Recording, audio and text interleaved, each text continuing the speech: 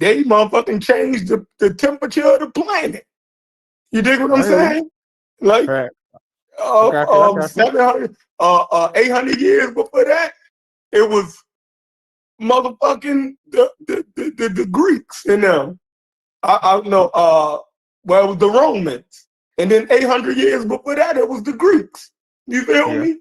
When the Greeks came all the way from that corner of the earth, they conquered all the way to India. Do you know how many people would have died? And that's crazy. You feel me? That is crazy the scale that they, you know what I mean? So, you know what I mean? Then even when you look, Fetty like to talk about the Bantu expansion. Look at how many people had to get displaced and moved around because those Bantus spread out with their iron tools and stuff. And you dig what I'm saying? Killing and colonizing and enslaving other groups of Africans. You feel me?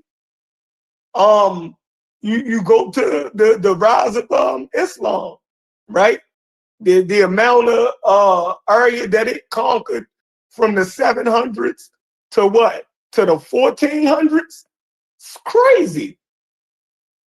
It's crazy. Like, so it depends on what time you're looking at. You dig what I'm saying? And then we ain't even start talking about East Asia, right? With the Chinese and the stuff that they did in Vietnam and moving down into the Korea and all of those other places. Like, that was a lot of human suffering going on. You dig what I'm saying? So, you know what I mean? And then human beings just get, with technology, you can kill at a larger scale. You dig what I'm saying? So every time we just looking at World War II because a lot of modern technology was available to be able to kill on a larger scale than anybody. You know what I mean? Mobility was changed, right? That's the second war where aerial combat was, you dig what I'm saying? Where you could drop bombs from the sky and stuff like that. They was developing napalm and, you know what I mean?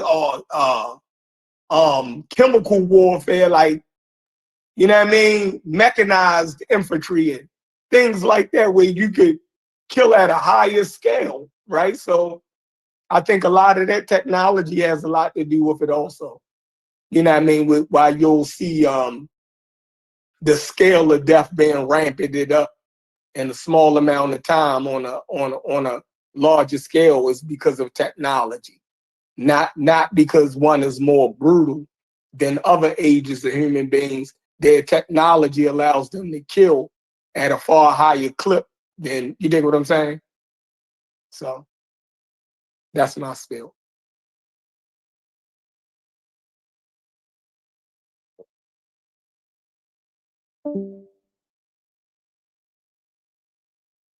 What y'all was talking about? If it was turned around on white people and asked them who would they go back in time and kill, he asked a good question. Would some of them say somebody like Farrakhan or Martin Luther King? You dig what I'm saying? That's crazy. Yeah, That's crazy. I wonder who they would. Who would they kill if it was the same people that we named? No, I'm saying black. Yeah, racist motherfucker probably would say probably go to a MLK Farrakhan or first. somebody. Obama, But MLK. Jeff said we don't MLK even make Obama. we don't even make the scale of, like, if this the thing about it, if they would be killing a black person, it would totally be out of prejudice or racism because we ain't did nothing to them to make a dent for you to be mad at us. You know what I'm saying? Yeah, because they know, like killing MLK to a racist person is like, they don't think, they're like, the civil rights movement was interesting. It makes for good movies and this, that, and the other. But I don't think that even they know, we didn't really give them nothing. You know, Malcolm X was interesting. There's no need to kill him. He was exciting. Farrakhan is exciting because everybody that they thought was a threat is dead. I was just Like about to say that. yeah, everybody that They they did thought get was him out any of there. kind of threat, yeah, anybody that they thought was any kind of threat to They did anything, get out of there. yeah, Period. they got him out of Let's there. just say it. They Yeah, did get they him got out of him there. out of there. So it was like, you know, but even it's all symbolic. You can't get Obama probably because Secret Service. You can't get him. So I'm trying to think, but that's a good question though. What black person in history would it make? Hannibal. Hannibal. Yeah. Hannibal wasn't Yeah. black. Yeah. Oh He was shit! Here we African, go. wasn't he? Now let's go debate it. Wasn't Hannibal African? Nat Turner. Nat Turner. Man, that's an isolated incident in their eyes. And they got him out of there too. That's what I'm saying. Somebody they Everybody did. was talking Somebody about they they did. got out of Wait, there. Hannibal, y'all don't but educate me. Hannibal wasn't black. No, we going 8 years in the past. Garfield channel. Let's do it. He's North African. He's a Berber. So why isn't he black? Because his skin was pale. Wait, so Hannibal isn't black because he's from North Africa? No, I'm gonna quit trolling. Go ahead and get busy, Chef. I ain't got no energy for that one. It's too much. Hannibal. Well, just give me the simplest version you got. Hannibal was he was of Phoenician extraction, right? They were rulers who came to North Africa by way of Sidon and Tyre, which is in Phoenicia. Like it would be like modern day Lebanon, around that area, right? They created Carthage as a trading post city in North Africa. It was a way for them to kind of dominate trade in the Mediterranean. Although it's in North Africa, it don't mean that the civilization was North African, right? If you look at the ruins of Carthage, it looked very Greekish. You know what I mean? It looked very Roman. You know what I mean? The architecture, the city planning. It even had the amphitheaters of the Romans, and you dig what I'm saying? The Colosseums, it had all of that. You dig what I'm saying? So more than likely, Hannibal was he could have had a North African mother. You dig what I'm saying? Which still wouldn't make him black, because the North Africans in that area was Berbers. You dig what I'm saying? But his family lineage was clearly Phoenician. So he was North African then? Huh? It'd be safe to say he's North African then? Yeah. I mean, you wouldn't be wrong. You dig what I'm saying? You'll be safer saying that than anything else. But that don't make him it wouldn't fall neatly into like black. It'd be better to say Phoenician or North African. Yeah. Now, what do you think? Do white people think Hannibal was black?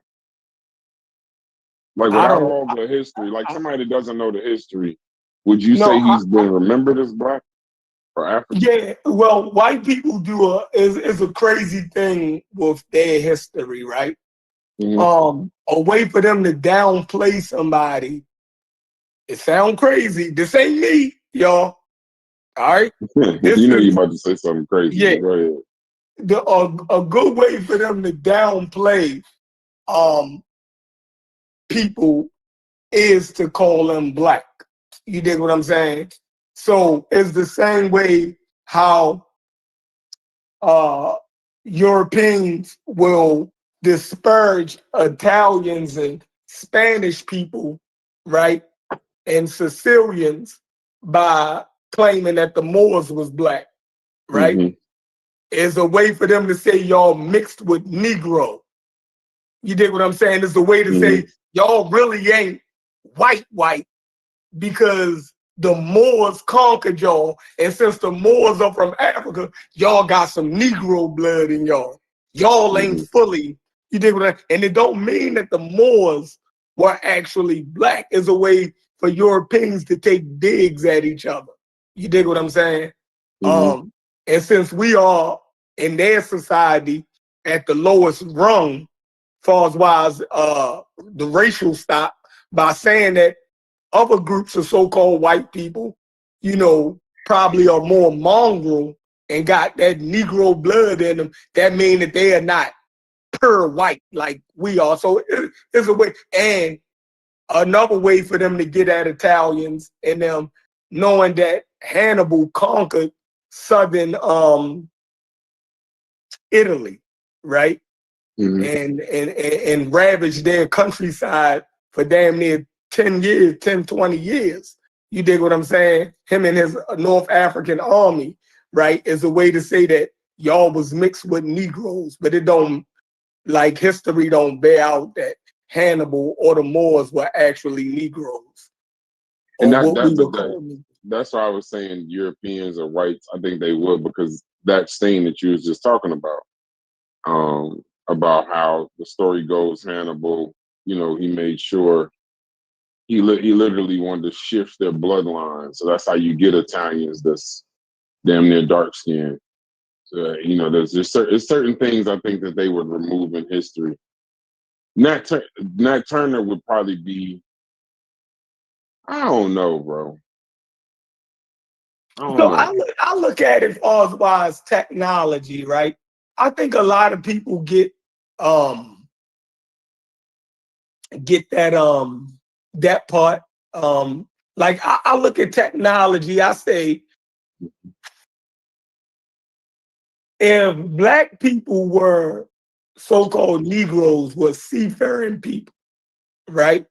Then a lot of these stories about the Moors and Hannibal and them it would be more plausible, right? But then when I look at West and Central Africans and I don't see no seafaring people, like for them to have to be in the, that's not something that our people actually, you know, I could be wrong. I've never seen us conquer the sea.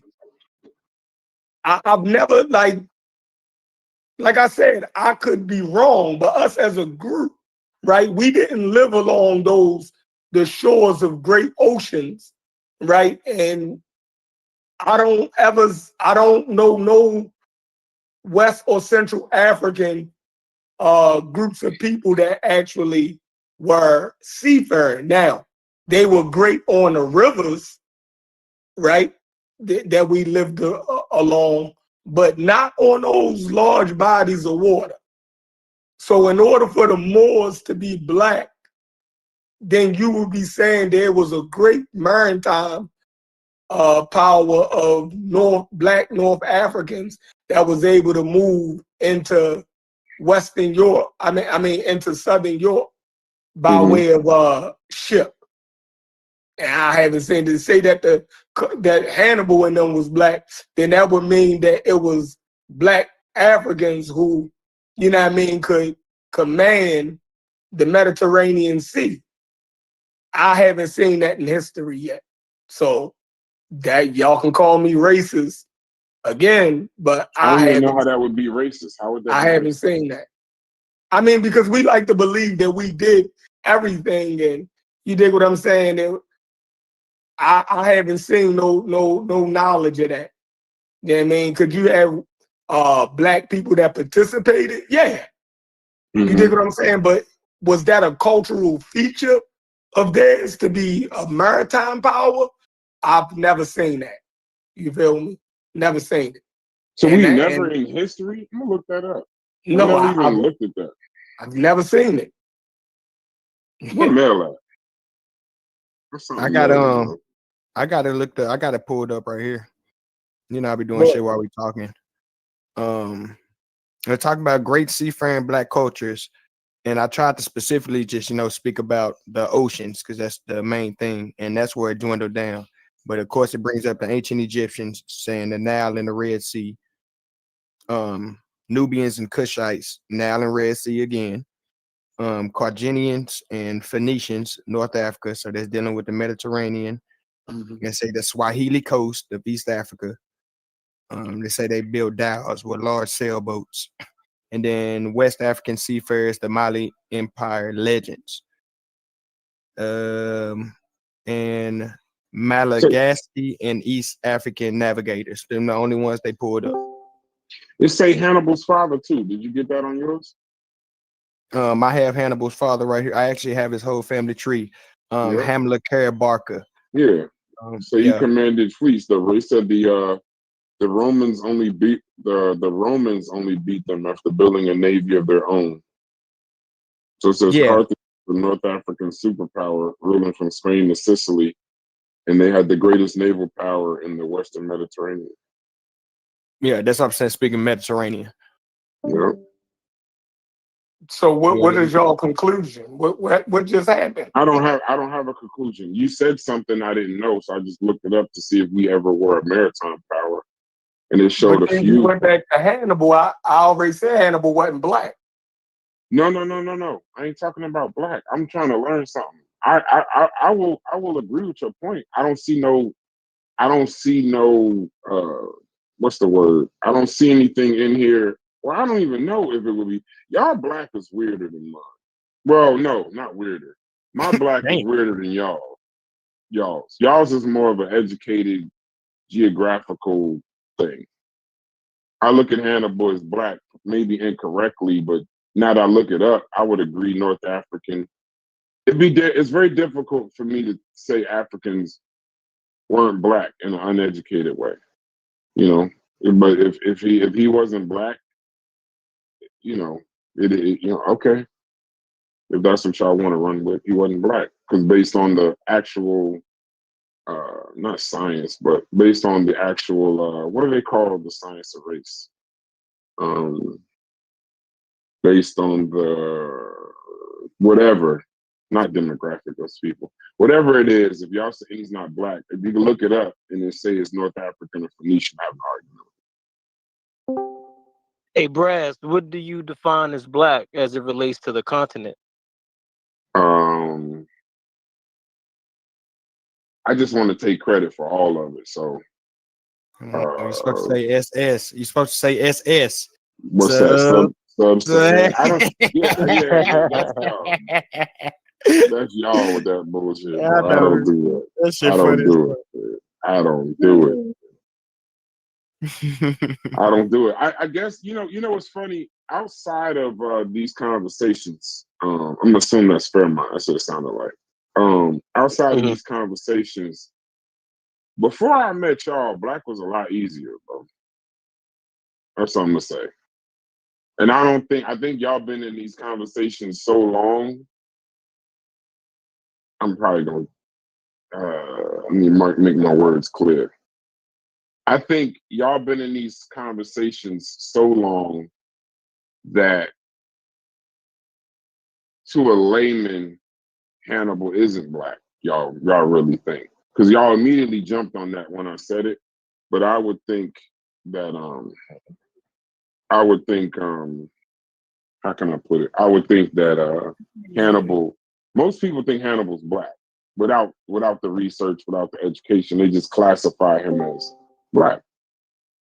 That's just me. That's the what's his face, Brass. But that's why that's the hidden colors. That's why I didn't watch it. That spread on there. That was one of the highlights that they put. You know, Hannibal was black, Mansa Musa traveled before Columbus, that whole thing. They highlighted all that. So I'll just speak about me, and I know a couple other people had the same sentiment. When people do come with that type of information, to us who've been in the community who already knew that, probably because we encountered it as a youth or we read different books at a younger age, we understand the nuance to it. We understand the simple level that people have of it. Then we understand the true layers of it.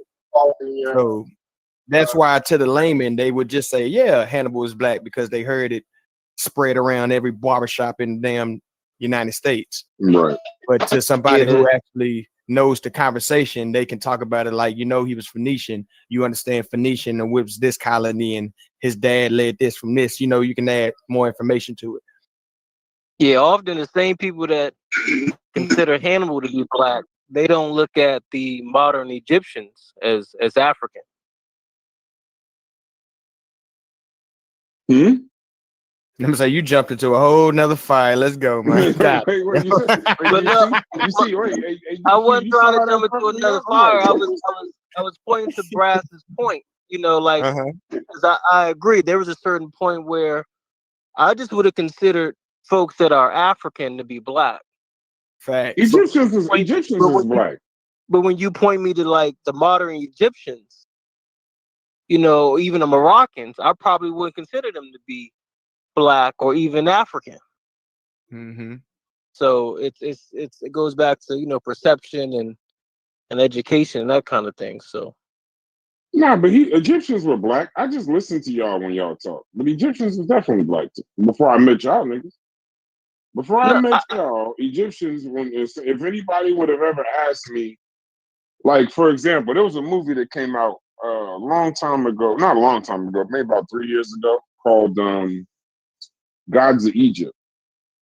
Yeah. And great movie, great special effects. The only effect that to me, is I was like, who is all these white people? I liked the characters, I like the acting, I like the storytelling and all of that. But to a regular everyday person, Egyptians are black. So ancient Egyptians. Ancient, modern, the ones there today, like they're all black. To me. Nah. To me, I'm just saying. I don't, they put the nuance. They put the nuance of ancient Egyptian, bro. Because I know, like now it's not. You can look at a Egyptian and be like, nah, they not black. Like even Egyptian women, you'll be like, people would be like, yeah, she is different. It's not like the context of what we thought of ancient Egyptian. I can say that. Some people do still think ancient Egyptians was black. They have that context, but I ain't never heard nobody say modern Egyptians is black.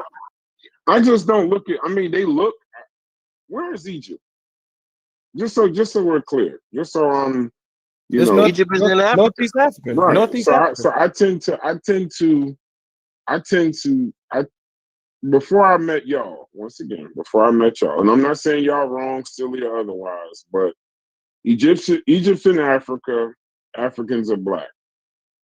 So I don't go much further than that. Y'all have the ability to do the Mediterranean and then the Phoenician and all of that stuff. I just keep it simple so as not to argue. A lot of the wall paintings and stuff like that is dark skin tones and shit like that. So I just go that way.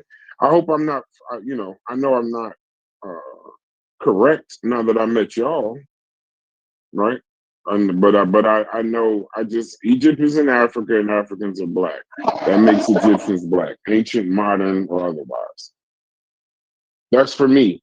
Now y'all could fight it out, but I don't think y'all. What's the word? Y'all can fight it out, but shit. I mean, based on Smash and all the other people having these conversations, apparently they even with education, it don't make it no clearer. Because there's some educated niggas on one side saying saying Egyptians is black, and there's some people saying they ain't. Yeah, that's when ideology trumps, education and the knowledge and consensus, Mm-hmm. Yeah. Ideology, aka politics. Politicizing the information. I disagree with the education. I think sometimes education messes up arguments. Yeah, I was just gonna say that too. Sometimes you get too deep into something. Listen, I've heard y'all argue about Egypt is black. I hope y'all don't think that education is bringing clarity and my laymaness is bringing the confusion. No, I think it's the education that they have in Mujasi that's actually making this. Because Mujasi, would you agree? that based on the education levels and the use of gray areas, and you can go to a courtroom and see a motherfucker can argue anything. Mm-hmm. I could see you shoot somebody in the face on camera. There's lawyers on the planet to be like, yeah, don't worry about that. I get you. That's just an inconvenience, bro. Say big I get you off of that. I'll say this about education. And what's up, yo? What's up? Education doesn't necessarily toe the line when it comes to determining race. They'll look at, like, for instance, the Egyptians and Hannibal. Hannibal's has Berber ancestry. Berbers and Egyptians are classified as a Mediterranean culture. If anything, Hannibal looked Mediterranean, and they would rely on that because that is, again, his ancestry. It's where he's from, and in a lot of the, recreated, artwork, not the coins, but the more so recreated artwork. So what about the coin? The coin. No, the coins are accurate. The coins always represent. When Romans do coins, they always represent gods or goddesses, more so than actual people. So we can never use the coins because the coins aren't necessarily meant to be accurate. So yeah, he would be, if anything, he'd be more Mediterranean, especially with his Berber background. The ancient Egyptians are also Mediterranean, even though some come in different shades. Science and education wise, they don't necessarily try to throw the line between who's who. They all share the same culture. So regardless of the different shades of skin they have, they all, get along and they all have very similar backgrounds genetically. So that's what science will say. Science won't pick and choose who's black and who's not. There's a question that I tend to not go back into this ancient stuff anymore because I remember how cyclical it was. But it's one question I tend to phrase for myself that helps me to classify whether somebody would be considered black or not. And I forgot to say good morning to y'all, brothers. It's good to hear y'all voice this morning. Is I always rephrase it as if Hannibal was alive today and had to get a citizenship within America and was walking on the streets of New York or New Jersey or Chicago, what would he be classified today? Because it's difficult for me to go back and try to put a blanket on people and say they were black. And that's the piece that I was saying. He'd be classified as just as the same way, like if an Egyptian was to come over here and get citizenship. Them Egyptians that's in Egypt today, they classify themselves as white. Gaddafi.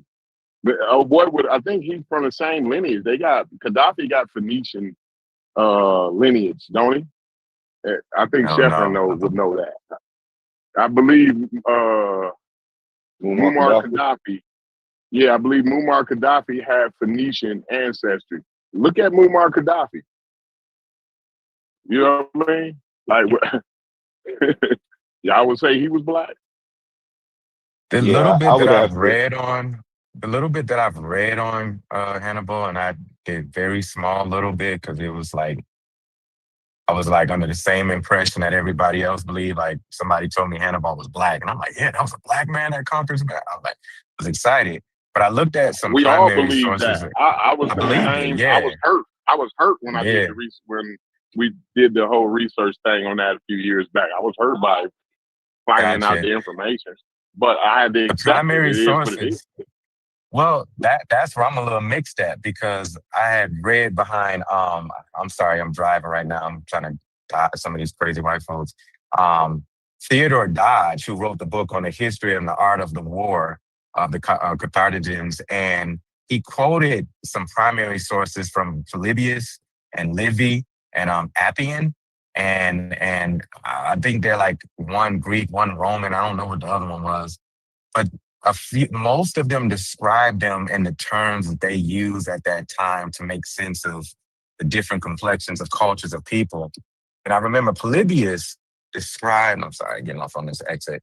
Polybius described Hannibal as having strong Ethiopic features. And I know at that time, to refer to somebody as Ethiopic was kind of like a culture of a different people with a certain type of complexion. And Appian had a very similar description to him as well, too.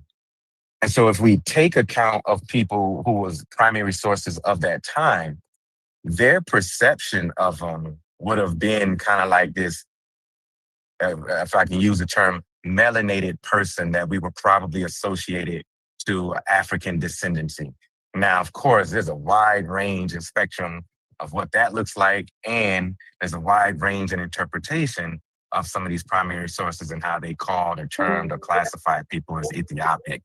But my interpretation and walking away from it is just like, okay, if some of these folks described them as being kind of a complexion, Ethiopic, having this broadness of features and all of that, then I can assume or make some slight association that if he was alive today, he will probably look like an African descendant in the various spectrums that look like. But I kind of left it at that because I don't know. I can't say that the man was black. I don't know. I don't term anybody before the 1500s as being black. Yeah, and the whole skin tone is a little bit kind of like a little dangerous convoluted. to piece the information That's to go right. with because like the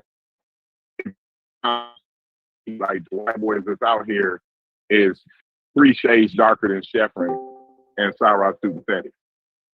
You see what I'm saying? That's because they outside all day, every day. Now, imagine back 5,000 years ago, you run around with your shirt off all day, every day. I mean, you'd be looking, you'd have the skin tone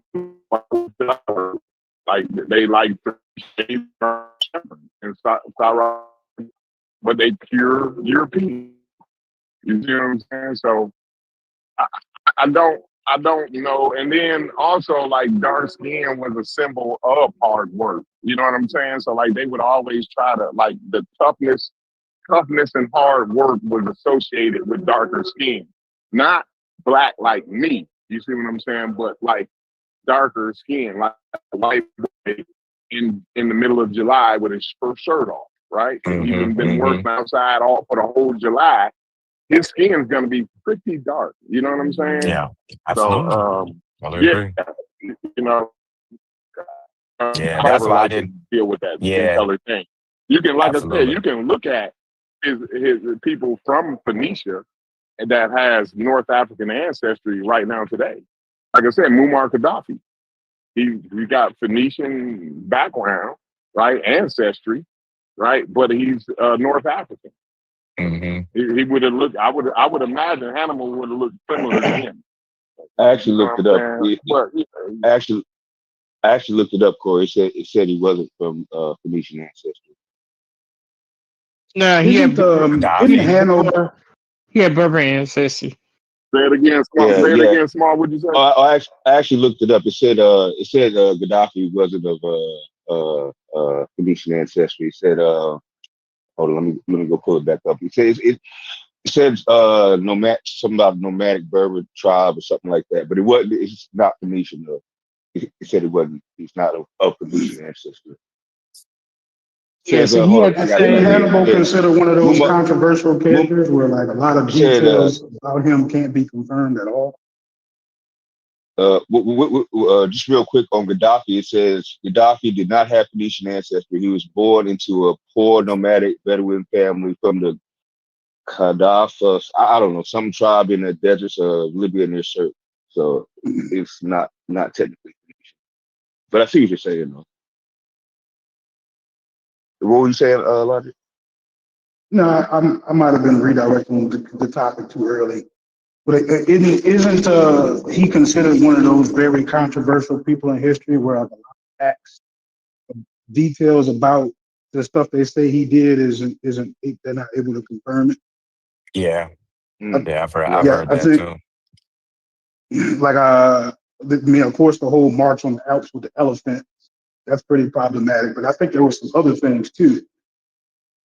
But he's not like I guess what I'm saying is, could could Rome have actually used?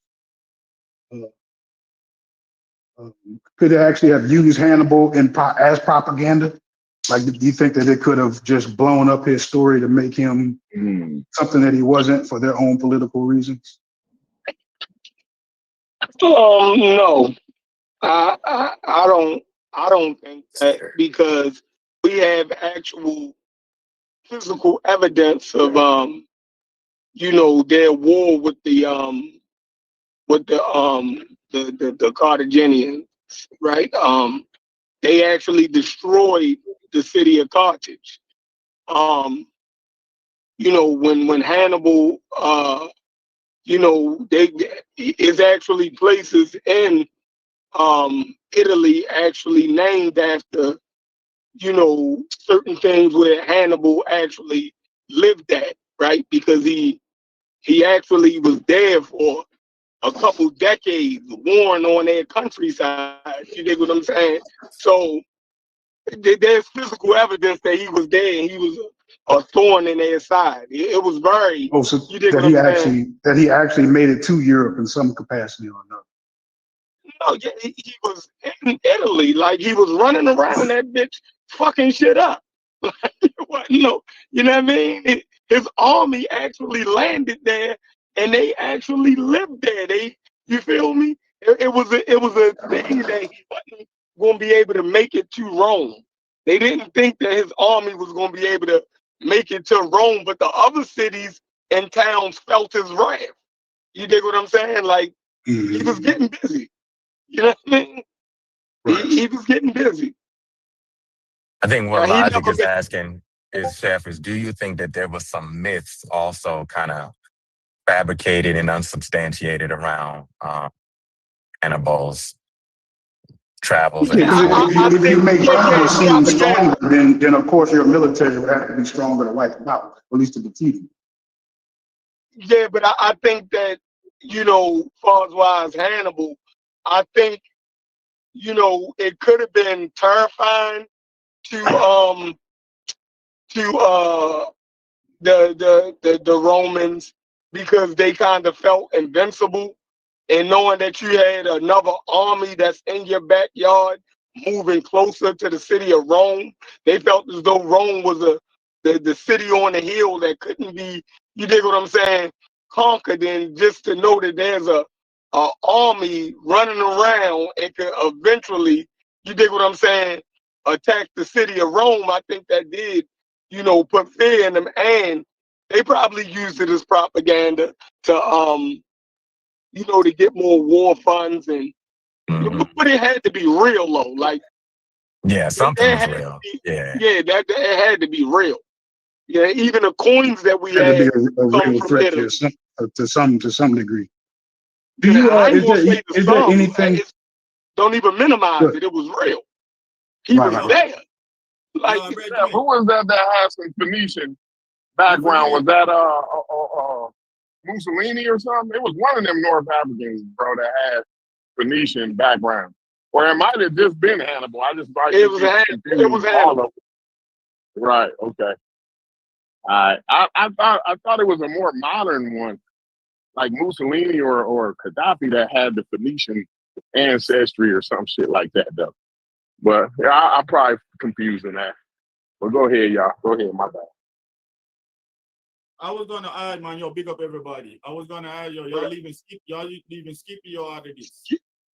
So you gotta remember, Hannibal's history is tied to Scipio's history, because without him defeating Hannibal and that whole little battle going on, you wouldn't know about him. So as Scipio, when I'm recording history, of course I'm going to embellish Hannibal a little bit, because I want to be a bigger conqueror. You understand? So I gotta have a word the enemy, so that I can get more respect for the victories that I made and justify me even marching on Carthage. And another thing, you gotta understand geography. Hannibal didn't sail to Italy. He went across the little channel in Spain by Ceuta, and then he marched from Spain. And that's why they say he went over the Alps, because the Alps divide Italy from France. So he marched all through Europe, and those were the places he was terrorizing. Those were Roman outposts. so they knew he was coming. He just didn't go to Italy because he didn't have no boats like that.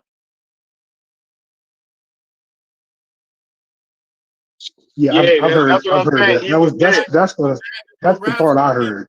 Yeah, they had to build rafts and things for them elephants for across the, I think, what river, the sea, one of them river over there. Too low. Yeah, Walter Williams was the first person I heard to kind of dispute it. And even though I don't give Walter Williams a whole lot of credit, it did kind of make a lot of sense. And I kind of looked into it, and I don't know if he was the first person to disagree with the elephants, but apparently that might have been the talking point other people had too. Well, supposedly they got the evidence of the trees being cut and how he built the rafts and all of that. Some scientific, they went back and they could tell that this happened. The forest was had to redevelop because he cut down some of the trees. Do you think there could be anything to that? Like, do you think that there could be like, they say that about Plato too. They say that Plato is somebody that they just embellished on and basically kind of made up somebody to give themselves some kind of moral momentum going way back then. You think there's any truth to that kind of shit? No, I don't think Plato made that. Like none of the Greek philosophers, you think all them people were actual real people? Nigga, Logic, you sound like you in the chambers, nigga. Yeah, he can turn that mic down. That nigga in the chambers. They got a lot of history because Plato come way after Thales. So that would have to say that Thales is made up. All those people is made up that even lead up to Plato. Like Plato is not the beginning of their thinking. That's just what people know about that don't study the subject. That's just the popularity that's pushed out there because they had the most impact on reasoning. The reason Plato is pushed so much is because the Neoplatonics went into Christianity. So Plato was kept alive through that study. But there's a whole history of many philosophers before you even get to a Plato. Plato come like maybe 300 years later after philosophy started, maybe 5. I had to read. I had to read Stolen Legacy. My daddy made me read Stolen Legacy, and that speaks about how all the Greek philosophers, great philosophers, studied in Egypt.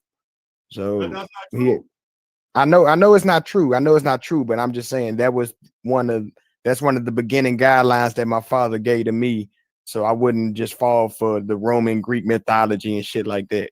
Because he hated when I used to bring up Greek mythology. He'd be like, "Hey, go ahead and study the ancient. They study from us."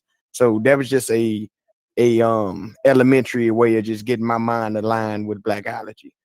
But yeah.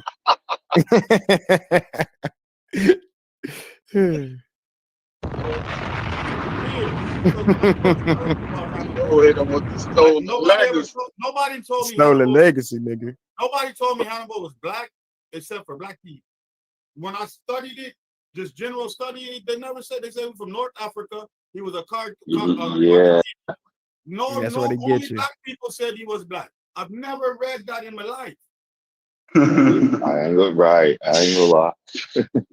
Well, it wasn't with me. It just seemed like the black people who did go into it did a little bit more research. It's like the person who controls the Burla ink controls the history. So if you just want to put he North African and don't want to highlight that he might have been actually darker than his fellow compadres around him, then they're not going to put that. They're just going to put the bare minimum. It seems like us, of course, we just took a little bit more research and dove into it, and it covered more information. That's how I took it. I just didn't take it as only black people said it. No, it seems like the more research people who got into it said it, and then it spread amongst the masses. To me, that's my viewpoint. That's more black people going into the Levant and claiming the Phoenicians were black, and then the Phoenicians are the people that started Carthage, so they were black Rome, and they were sent over there to start the Carthaginian civilization. That's where that's coming in at, and that's more. I hear you. That's wrong. Those just darker people of the Levant, because I study things like I always bring this person up. That guy Richard Burton is very important in history because he's the one that first went to the interior of Africa. He found the route that opened up Africa. He's a white man from Britain. he got a commission to go to India, and he went pure native. He learned Hindi. He learned the dialect of Hindi. He joined the Nagas. He practiced Kama Sutra, all of that. Then he learned Arabic, and he became so dark skinned that the people that didn't know who he was thought he was just one of them.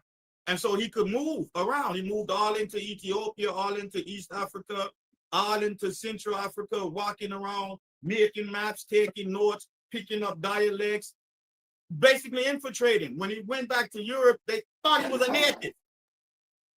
They thought he was a native because he had got so dark. So this thing about color, you can see it in modern times where you can see a pure white person get confused for one of them North Africans for being out there so long in the sun. So when you start doing that, to my mind, I'm like, nah, them just some tan white folks. So I got some pushback. So check it out. It wasn't black people who first intimated that Hannibal was black or Negro, right? It's white people. And how do we know this? Is because you can pick up J.A. Rogers' World Great Men of Color, and all of his shit is sourced from white people. You dig what I'm saying? Books that came out in the early in the early 1900s and the 1800s, right? Histories of Europe, right? So when I get home, I'm gonna crack open World's Great Men of Color, and just under the Hannibal section, we're just gonna look at his sources and see which one of those sources is from a black person. It was none of them. You dig what I'm saying? So, you know, like I said, whether that stuff. That's him being loose with language and taking, to me, what you would call pop history and sociology, and just claiming anything in Africa is black. Because he did. No. I'm saying that his sources was even his sources. Yeah, but those were white sources who was claiming Ethiopic lineage of Hannibal, explaining how certain tribes, Gramal, what was it? Libya, they was claiming that his father, the sources was claiming that his father was from, had lineage in certain Berber tribes that were more Negroid. You dig what I'm saying? And phenotype. What the fuck is that tribe called?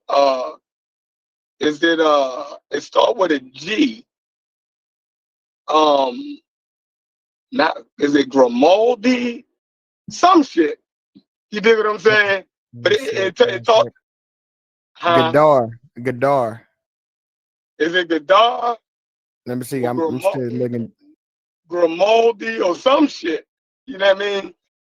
So it was European sources, you know what I mean, that was saying, you know, intimating certain things like that. But in deeper study, you know what I mean, those things like that fall by the wayside. You dig what I'm saying? Like, you know, once you do deeper study, but a lot of people got the Hannibal was black thing from J.A. Rogers. No, J.A. Rogers. Hey, I'm talking that new shit.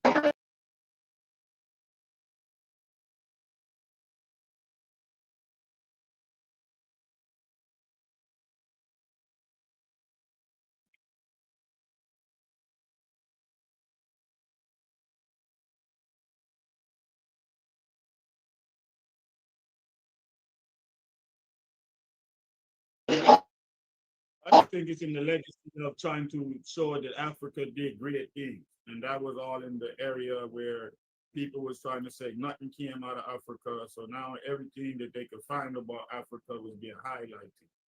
And they was putting black on it to give black people some type of historical credit. And I think that's right, which is why I say that's politics. That's not history. That's politics. Me. Yeah, that's a pop. like a modern, like I don't want to say modern, but a popular version for whatever political purposes they had at the time. But it's not real true history.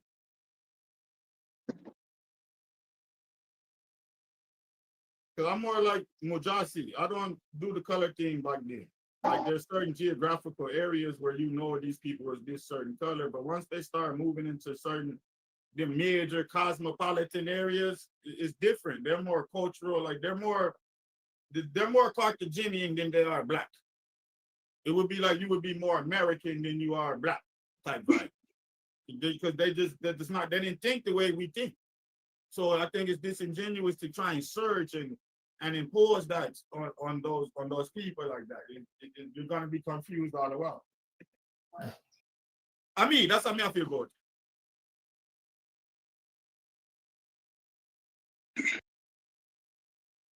No, that's good. I like where you landed, right? So I'm gonna redirect it. This gonna be all the way off topic, but I'm gonna ask it anyway. Do y'all think world peace is a real thing based on how humans be interacting with each other? I think no. I don't actually ever see that happening. And I can go with because, right, just like we've been having conversations about the social hierarchies and how they are formed and what they actually, what role they be playing in society. I don't think that you'll ever get to a point where humans can completely shake that off, whether you got policy behind it or, people just not enacting on the policy. I don't think world peace. I think world peace is completely idealistic. What y'all think?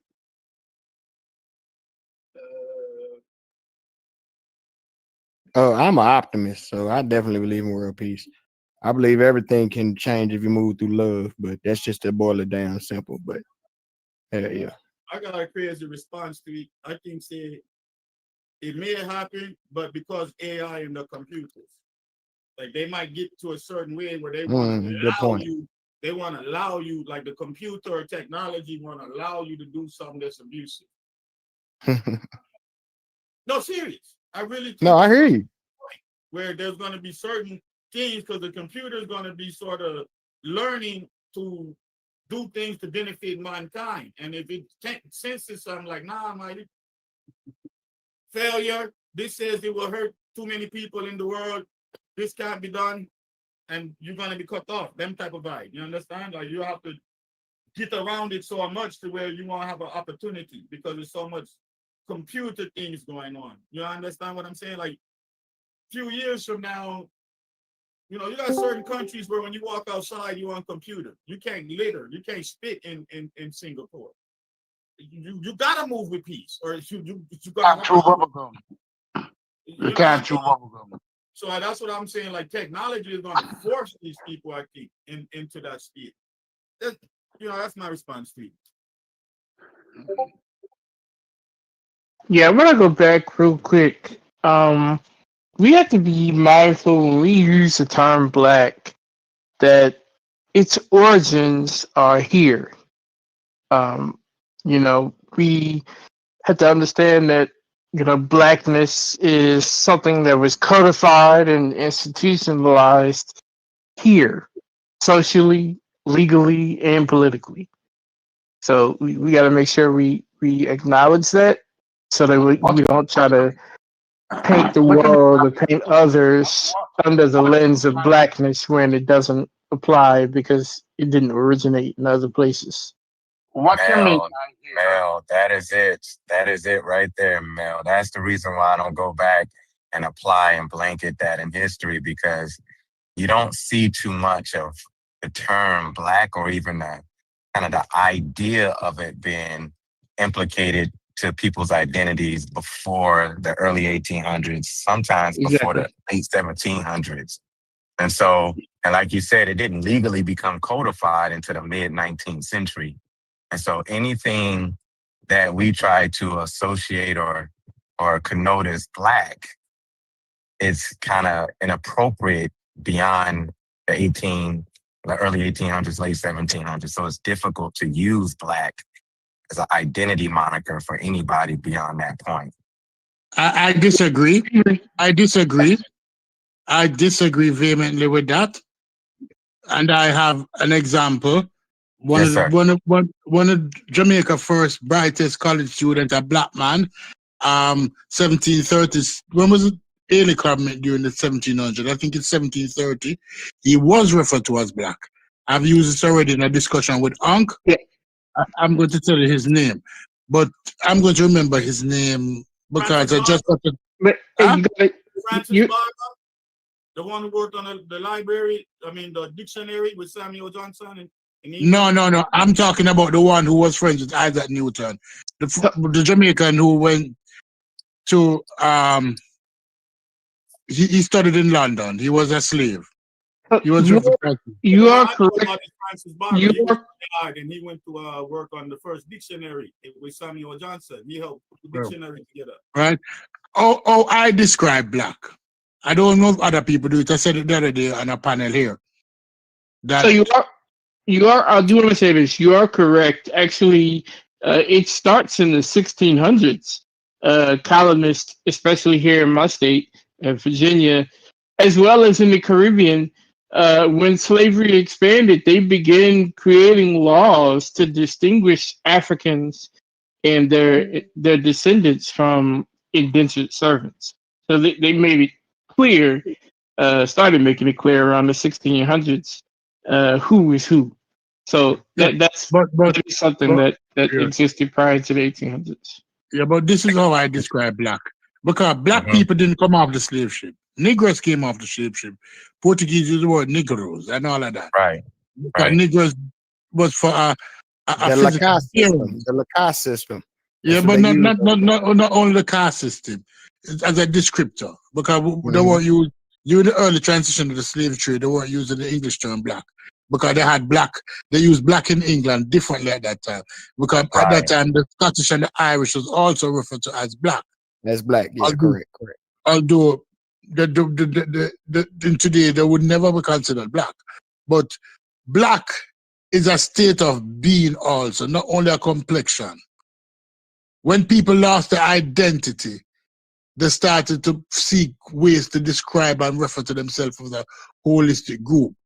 We tried Negroes, and early black poet at the time would refer to themselves as the Negro, as colored people. We tried many different terms until into the 70s, 60s, 70s, we started to settle on the term black as a descriptor for those people who came off the slave ship, who lost their identity, and trying to find a meaning as to who themselves is. And then they then exported it all over the world through music and art. Right? That's because blackness is not just it's not just a race thing, it's social, legal, and political. So it has many facets. Yeah, but legally and politically, the formal system has not really defined it. It's we as ourselves use it, sometimes not understanding the full meaning of what it is to be black. Because black is not about your complexion alone. Black is about your mentality as an individual in a holistic system. So I can say that I'm black, but I don't call Chief X black. And everybody in the panel know that I don't call Chief X black. Because I'm have a mentality of somebody who understands the struggle of people who still exist in an environment that is detrimental to them 400 years after coming off of the slave ship. So I don't. Yeah. Before you I go wanna ask. I just didn't want to leave a point. I want to comment if you don't mind. Go ahead. Yeah, all I was gonna say is two pieces. Everything you're saying, we agree with you. We was talking about prior to the 1500s. The problem. No, black didn't exist prior to the 1500s. No. No, black didn't exist prior to the 1500s. Prior to the transatlantic slave trade, black didn't exist. Black is the exonym. Those people had internames. They had names. Yeah, they're different names. Yeah. They didn't adopt the exonym to refer to themselves as. They didn't have an identity issue. No, they didn't. Because they knew who they were, and they knew where they came from, and they know the culture, and they know what it was about. So black didn't exist. Yes, Can you go help ahead. me with just like finding some resources and help me and Anathapa kind of read behind what you've read? Because that was our point, is that before the 1700s, you don't see Black people referring to themselves much as Black. You may have No, it's like a white small people refer to them as vernacular. well. But yeah, it was a It's- white thing, and primarily it was an all right. English thing. English, It was a, particularly it was an English. Yeah, English it thing. was an The English story of thing. Three And Finger so, Jack in Jamaica. The But story of Three Negro Finger means Jack. black. Yeah, Negro but means black. yeah, but the word black in the story of Three Finger Jack depends on which story you read. Three Finger Jack was a runaway slave who attacked the British in Jamaica. They refer to him as black in several paragraphs. And then also the same story of the gentleman. I'm going to research him again. I can never remember his name. But okay. he has a painting. He has a painting or a picture that this black man, obviously black, studying the sciences. And when was Three Fingers Jack written? Just look him up. It was written in I think in the 1500 or 1600. Oh, that's when it started. That's what I'm trying to say. Prior to that period, you can't find that. That XML is not applied to us. Prior to that, you can't find it. It's the British first. Yeah, because black was more a I don't know. They were trying to distinguish between the Negro and black themselves at that time. Right. But when did it become a common colloquial definition of a group of people? Because we know it was part of a colloquial way of describing a group of people before it became codified in law. When was it more commonly sought amongst the English people, where they refer to anybody in a certain region, culture, and group as Black? When did we see it in the vernacular of the English? The vernacular of English, that was probably in the late 15 or 1600s. Earlier than that. I think From after the abolition of slavery. No, from the English. He said the English. Because there the was English after the Portuguese. abolition of slavery in 1806. No, I think they started using it. After the abolition of slavery, in the writings, they start more using the word black. So you would say after the 1800s, you start but this is the thing, though. It's semantics, because Negro comes from negro, and it just means black. Yeah, but you have to understand the mentality of the people at the time. They weren't trying to distinguish, because Negro was first referred to, when the term Negro originally was used like those persons who you can subjugate, those persons who you can enslave were referred to as Negro. If you look at it, Negroes were those persons who you can subjugate. Because although we use words, words have double meaning. Like when you use the word thug today, or predator, or certain words, it's associated with a specific set of people. So Negro was originally referred, when you read it, and you start to look at it, it's basically those persons who you can subjugate it was referred to as the Negro. And then even when Baldwin early writing with the Negro, you realize that Baldwin started to pull back from using the Negro as a description as much as in his latter writings, as much as he did in his early writings. Right. And so, and I don't like talking. I don't like talk, because I don't want people to know how deep I'm going up. I just want them to speak in India. Two P's. This is, remember, about a couple of weeks ago, I mentioned to you, I said, I want to follow back up with you on the conversation of Black, because that's a different conversation and it's deeper. But I think we have to look at the epistemology of a word and the ontology of the word in terms of how Black folks have created themselves around Blackness. And for me, I don't see Blackness, I don't try to bleed Blackness into culture and spirituality and stuff like that. I've limited Blackness because it gets too confusing, convoluted, and it's not substantiated enough if we try to say that these Africans over here do all of these things and we have to call it Black. And so what's more concrete and much more evident is that when we look at how Black has been codified from a legal and a political position, and how Black folks had to array how they see themselves in the spectrum of the British colonies, and even if you want to go into the Spanish and the Portuguese and that whole idea of being a Negro, that's when it became an ontological way of how we understood ourselves. That's when Blackness became a political and somewhat of a social or legal identity and classification. And so it's at that point that I weaponize and use Blackness from that position.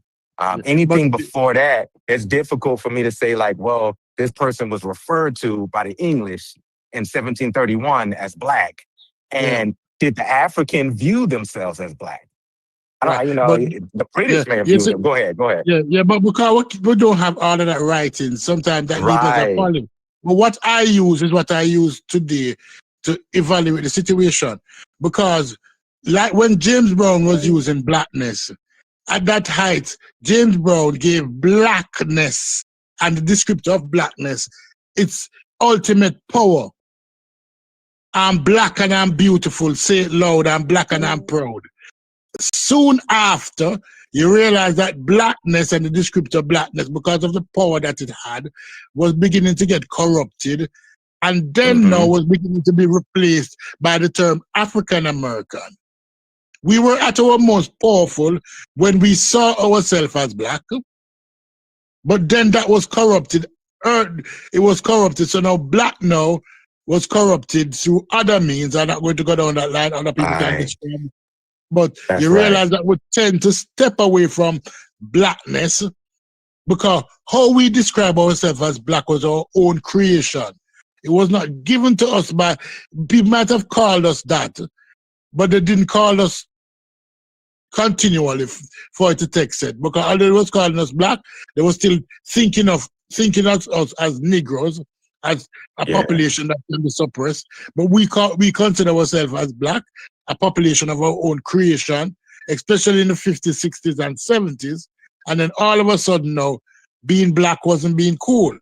It was now being a part of a bigger system, African Americanness. When the African was never Black, and the Americans, the original Americans, did not invite Blackness into themselves.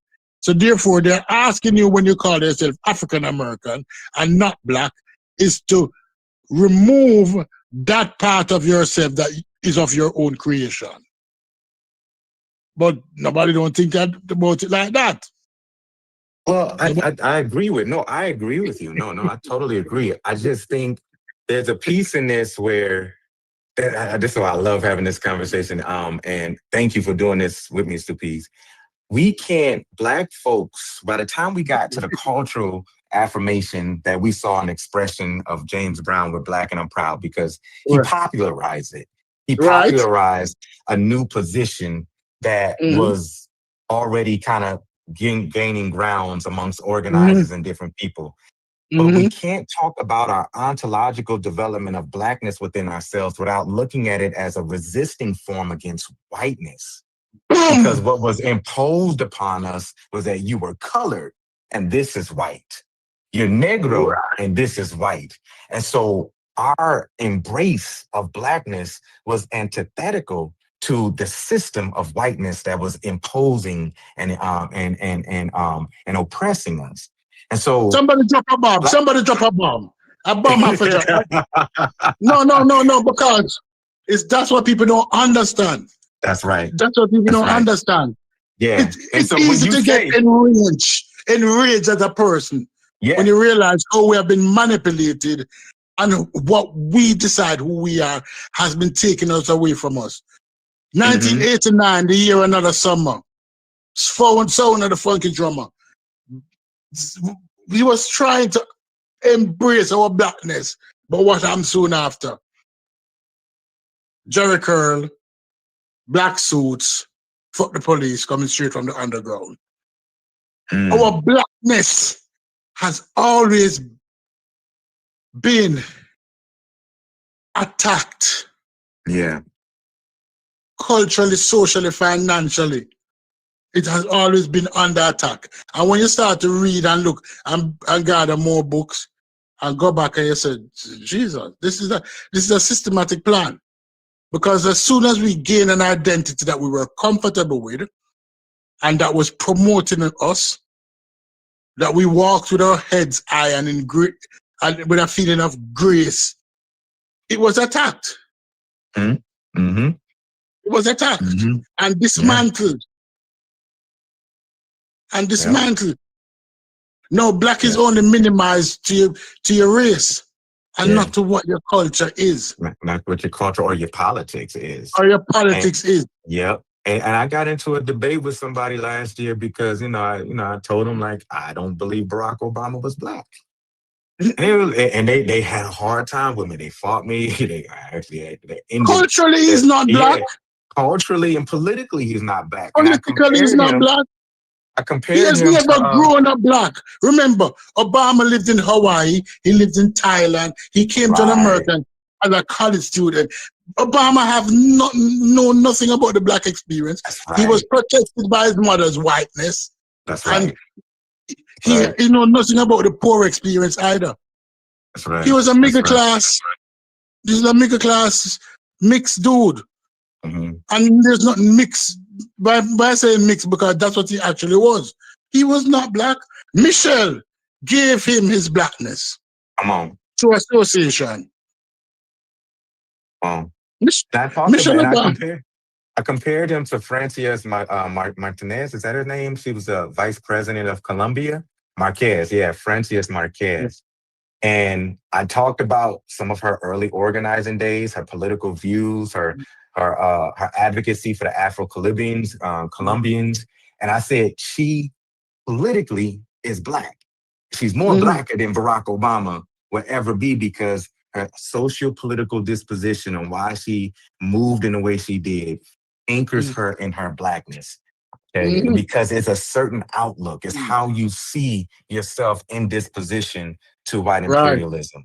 I said Barack Obama don't have that socio-political outview. So he's not black. He's an African descendant. I'm not going to take that away from him. Can't take that from him. Black. Let me say this and finish. Let me just say this and finish. Because, as I said earlier, black has now become minimized to complexion. And that's a danger. Yes. Come on, Stupid. Go ahead, brother. Yeah. So you would say black is the state of mind. Go ahead, Stupid. I'm gonna let you. No, black is black then. Yeah, when we use state of mind, we're minimizing it. Black is an acceptance of who we are as a people, of our struggles, of our development, of how we achieve. Black is more than a state of mind. Black is a complete. Black is like the description for it. It's a complete mental, social, and physical. Is Clarence Thomas black? Huh? Is Clarence Thomas black? Clarence Thomas? Is he socially black? Is he socially black? Is he socially black? In terms of your framework, do you consider him black? No, but answer the question. Is he socially black? Is he socially black? Is he accepting that who he is as an individual, what he has achieved? Does he say that I have, as a black person who acknowledge that I am who I am, that my people have struggled, that we have maintained, that we have organized ourselves in an alien environment? Because let's be truthful, America was an alien environment to those persons who came off the ship and adapted to it. Yep. And gave ourselves an identity. So if you don't accept it, I can't call you black. Just like I don't call Chief X black. Clarence Thomas is an American. He's an American.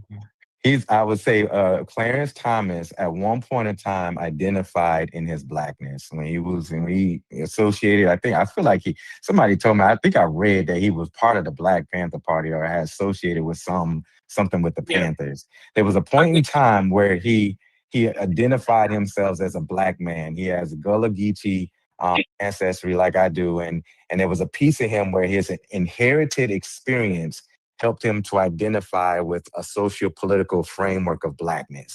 And then something happened in his transgressions and his politics where, like Stu P says, he moved to identifying more politically as an American, and he discarded and shedded his blackness. But do Again, I how you think we he do had you I think he identify? had a Melvin as a daddy. I think that's what it was. Like I remember something about his daddy, right? uh-huh.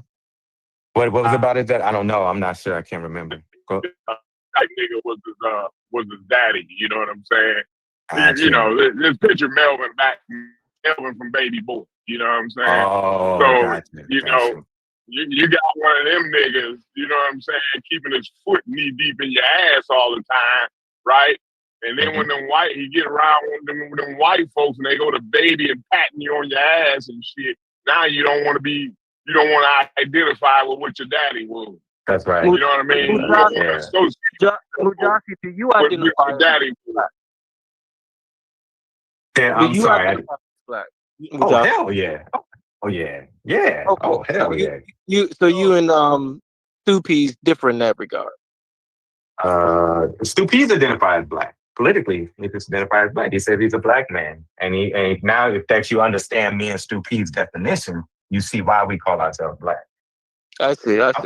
Yeah, I'm an African descendant. I'm never gonna take that away. I'm a descendant of the Africans that were enslaved here who survived and helped to conquer the slave institution. So politically, I am black. Now, there's a lot of people who can say that they're African descendants and come from that same lineage and experience, but they don't identify as black. They're not black to me. And some of them will say I'm not black. Some of them will say I'm a Christian before they say anything associated to their black.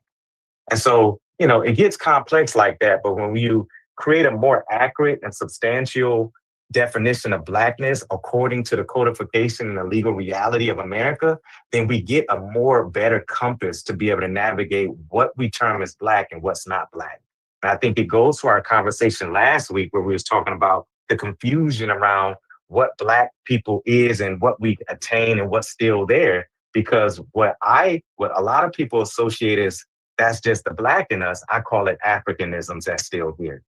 And so what I call blackness is my socio-political views. My Africanisms is kind of the same things that I reformulated here and held on from my people's experience and heritage.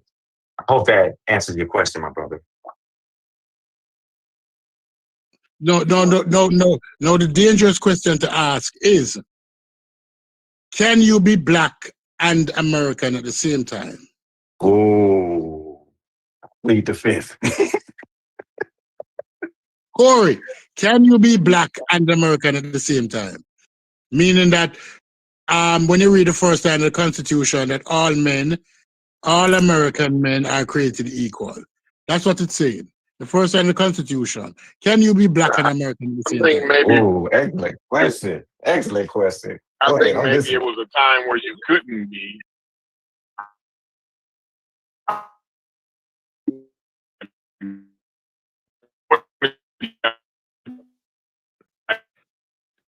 I'm so sorry that you're chopping up. Yeah, Corey, you're breaking up. Yeah. Corey, please say that one more time, my brother. Yeah, you're back up now. Yeah, say it again. Yeah. Can I? Oh, you can hear me now? So yes, sir. I think there was a time where you couldn't be black in America, but I think today in 2025, I'm able to be black in America. I don't believe maybe my grandfather would be black in America, if that makes sense to y'all. Yeah. Oh, so you're saying in 2025, you can both be black and an American at the same time. That being an American will not result in you losing your blackness.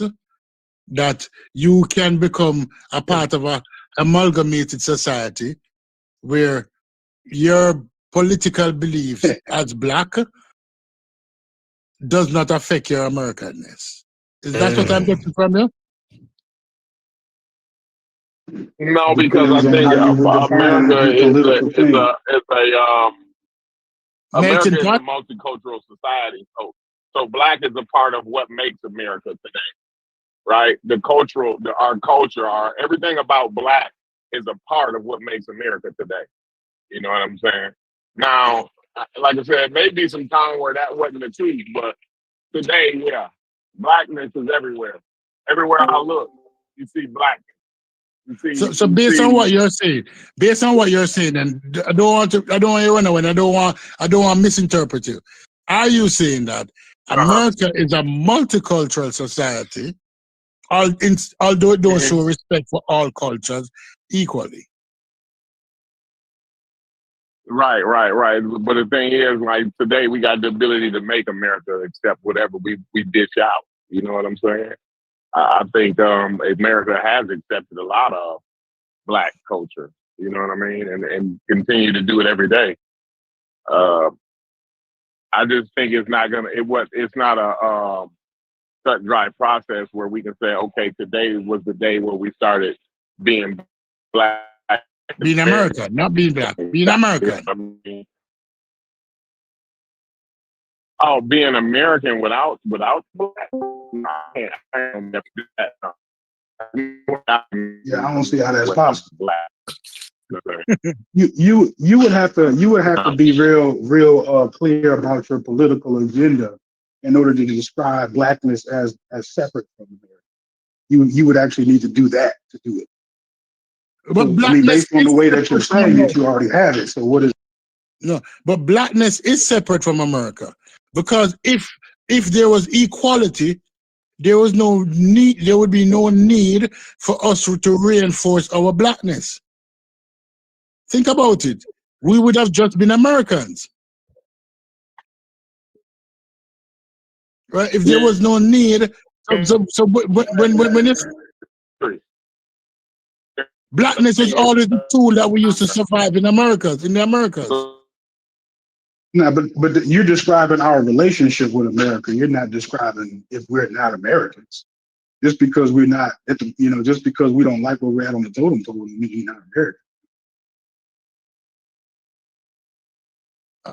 I like that rebuttal. I like that rebuttal, because basically what you're saying, that although the Constitution say that we're not a stratified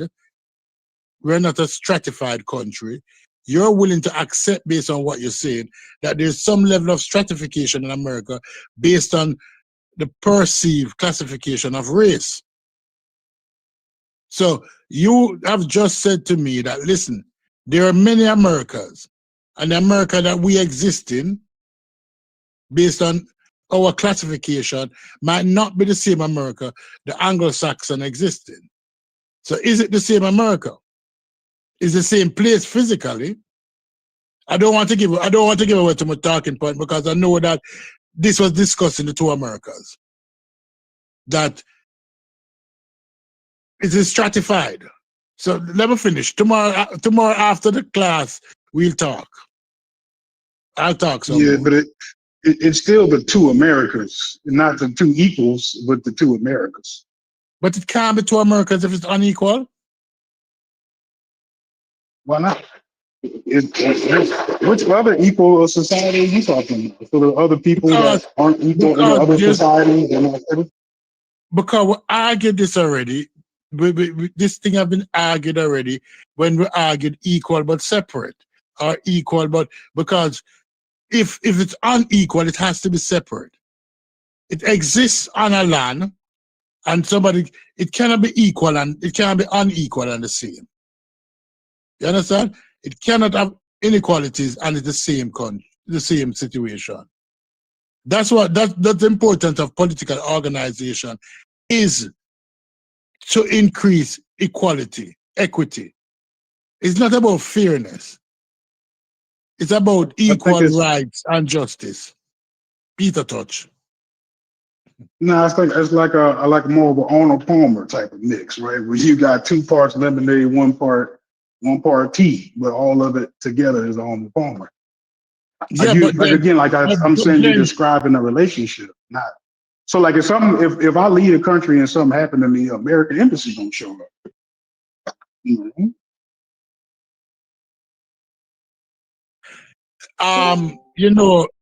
Patrice O'Neal have a joke about the white baby on the keychain. And he made reference to this. A little white girl was lost on our boat, and they spent millions of dollars to look for that little white girl. She was out rowing and her mast broke and something wrong with her. Something wrong with our boat. But they spent millions of dollars to look for her. Yet still, a couple of years later, some black Miami Dolphin football player got on their boats in Miami, going to Bahamas, and the boat disappeared. Do you think that the amount of resources that was spent on the little white girl, was spent on the Miami football player? Let me answer that question. No, it was not. No, it was not. So no, the argument is, although we wear the badges, and I'm a naturalized American, and I'm proud to be a naturalized American, although we wear the badges of being American, we understand that we live in a stratified environment, that some communities get access to more resources than other communities, in spite of the fact that we all call ourselves Americans. That some streets, that even when it's raining, the water, the irrigation system turn on in the middle of the rain because it's timed. Right? But I can go down to Overton and there's not one green driveway. But where I live in Whiteland, the grass is manicured, well cut, it's maintained constantly. The place looks like a park, but Overton is just 10 miles away, 15 miles away, and a whole total different situation. So, and they call themselves Americans also. I mean, and come back to what I said earlier, that we you're lost making our a good point. You're making a good point about they would spend more money for the other child, but I mean, would another country spend as much as the U.S. would? Right? Like, so if we I'm trying to distinguish, the two conversations about describing how unequal it is, but in which country actually do we get support from? Yeah, but we're making the mistake of comparing. We're not in another country. And that's what they use all the time to tell people that, listen, you're poor here, but you're far richer than the poorest Negro in Ethiopia. But you're still poor. Is it something to be celebrated that I am richer than every other poor person in the world? Because that's what many argument people reach at. Oh, you don't have it that bad. Don't worry about it. Imagine you could have been living in Cambodia. You could have been living in the Congo. You could have been living somewhere else, but you're living in the great states of the United. Don't mind that you're poor. It's that you're not as poor as. So now you get blindsided by the fact that your success that you think is better than the success of other poor people, but you're still poor when you compare it to where it is. I'm not comparing apples to oranges. I'm comparing apples to apples. And in this apple cart, we are at the bottom of the barrel.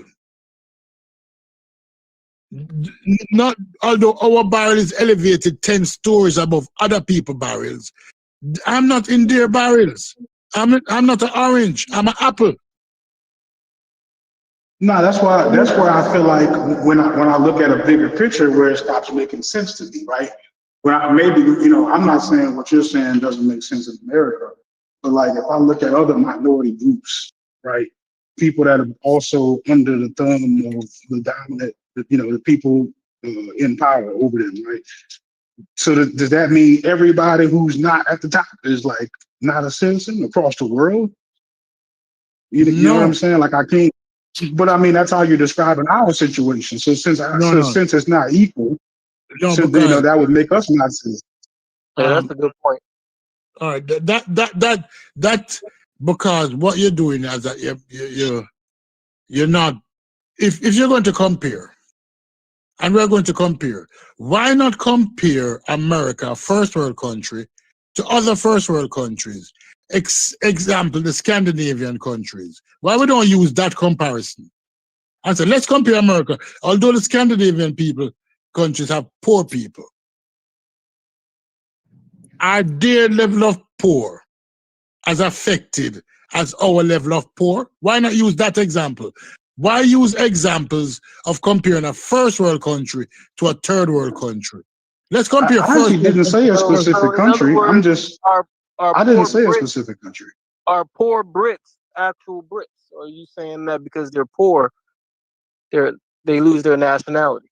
No, I'm saying that although they're poor, their standard of living, the facilities that are available to them, shows that the country consider them as citizens.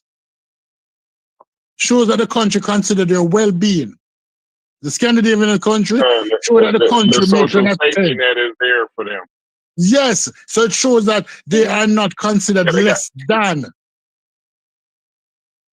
You understand what I'm saying to you? They acknowledge that they have to be poor, but I am looking after you in spite of the fact that you're poor. I'm putting in social safety nets, and your children has access to all the facilities in spite of the fact that you don't have any money. Look at the Scandinavian countries. Don't compare a first world country to a third world country and say, oh, but the poor people in America, the richest country that ever existed in the world, is still better than those of Jamaica, one of the most indebted countries in the world. That's a bad comparison. But if you compare America now to Sweden, two first world countries, and take apples for apples and oranges for oranges, you will realize now that, oh, this look different now. Excellent point, Stupid. This look different now. Yeah, and they don't even, I don't know. May I comment? I've been trying to comment. I'm hoping somebody else can explain that because I'm confused. Yo, can I comment? Yeah, I'm kind of confused as well. Yo, do I have to cut people off, or can you be respectful around here? Corey talking, but he's breaking up. That's why nobody was answering you. I know that Corey waited until 5 o'clock when I'm leaving work, you know, because Corey like these conversations, you know. I know that Corey like these conversations. Well, The thought provoking. Go ahead. I just wanted to make 2 points. I think everybody, in light of this conversation, maybe I could do a class, or Majasi, or people can just read this and then come back to this discussion about blackness and black. It's a short read too. It's like an article, so it's not no long read, but it's called Black Like I Thought I Was. That's the title. I think you should all read it. Go ahead. It's very important. It's called Black Like I Thought I Was. I don't want to give away the premise or the theme of it, but read that, and then when you come back to this conversation, because you said you're going to discuss it in the future, then you'll find it very relevant to the points, some of the points and things you were discussing earlier. And then I can enter the conversation once I read that in a different way. The next thing I wanted to say is, when you did that comparison, because I know the Patrice O'Neal joke, but the joke is disingenuous because the joke is doing exactly what you were supposed to do in response to it, because it's pitting the blackness and this and that against the whiteness and ray. Very good joke, because I love Patrice O'Neal. But when you go into the context of what really happened, the little white girl was trying to set a record. So everything she was doing was supported, it was insured, and she was doing this sailing trip by herself for this record-setting thing. So there was a whole lot of awareness of her situation. These other people, they were going on a birthday trip and could barely sail. And the Coast Guard discovered them. You know, the other two had drowned because they couldn't hold on to the boat long enough. The other man held on to the boat, and the Coast Guard actually saved his life. So this is crazy for when y'all make these arguments, and to big up what Logic is saying. Yes, the government will come look for him. Just like the government went and saved the man. Let me use it. All right. Let me use it. Since you're coming in. Now, let me finish now. Especially if Logic said, I'm going to get a government sponsorship and call the Guinness Book of World Records and get insured and tell him I'm going to try and sail across this place all alone and set this record. The people were going to look for him with the same amount of fervor. It wasn't like Can I rebut? Was just on a sailing boat with a Can I rebut? Can I rebut? Okay. Can I rebut? Can I rebut? Because you're using that example. Let me use a modern day example. No, you brought up that And I'm going to use Patrick Holloway. Hold on. Let me finish. I'm going to use St. Patrick Holloway, Patrice O'Neill joke about Holloway, the girl who got killed in Antigua. And I'm going to use the same example of the girl from Georgia who went to Mexico with her black friends and got beaten to death. Right? And we're going to see how it was investigated by by the same body, the same American embassy, one in Mexico, one in Antigua. One was never stopped investigated until the young man, because they was going to give him the death sentence in Antigua, agreed to tell where that girl's body was, Holloway, who died almost 20 years ago. That was fully investigated until they came to a conclusion, even to what he did with her body. The black girl who was beaten to death by other black people, mind it, was pushed under the rug in Mexico. All of those black people are up here now. It wasn't thoroughly investigated. Even the embassy, when it was aware of the fact, did not do much. The Mexicans turned over 2 Mexicans for that crime. Beat the shit out of them. No, it wasn't 2 Mexicans. You don't know the case I'm talking about. It was a case of the black girl who went to Mexico with her black friends. And they had a fight. To get the surgery. To get the surgery. To get the option. No, not to do the surgery. She was on vacation with them and a fight ensued. Oh, okay. You're talking about that one. I know that one. You know that one, right? You know that one. A fight ensued and she died. And she died in the room. Right. But see, once again, what you're doing on is a disingenuous, because that boy got away with that first case. He went and did that to another girl in Peru and he got caught. And then that's when he had to start turning over evidence, because he did it twice. Those black people didn't get caught for doing nothing again. They came back up over and everybody shut up and this and that about the death.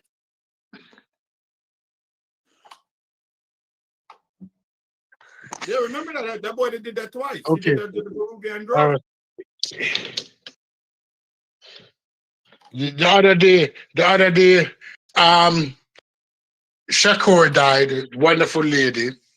When ABC announced her death, they didn't announce her death as her present name. I thought it was total disrespect, because ABC used her real name or government name, I can't remember what it is, to say that she died in Cuba. And then after way down, they made reference to what she's called today. And disrespect like that happens to us all the time. It's like not referring to, it's not because she's on the books. And when they use that reference, come on, man, they're talking about how she's wanted, the name she's still wanted under. The government, I watched the reports too. They said the government still knows her as this and that. No, that's not what the report said. How it started with her name. It started with her name. Oh, okay. We must have watched a different report. Right, the ABC report started with her government name, a name that she has not used for the last, how long ago, for the last 50 years? Did she change it legally in the government?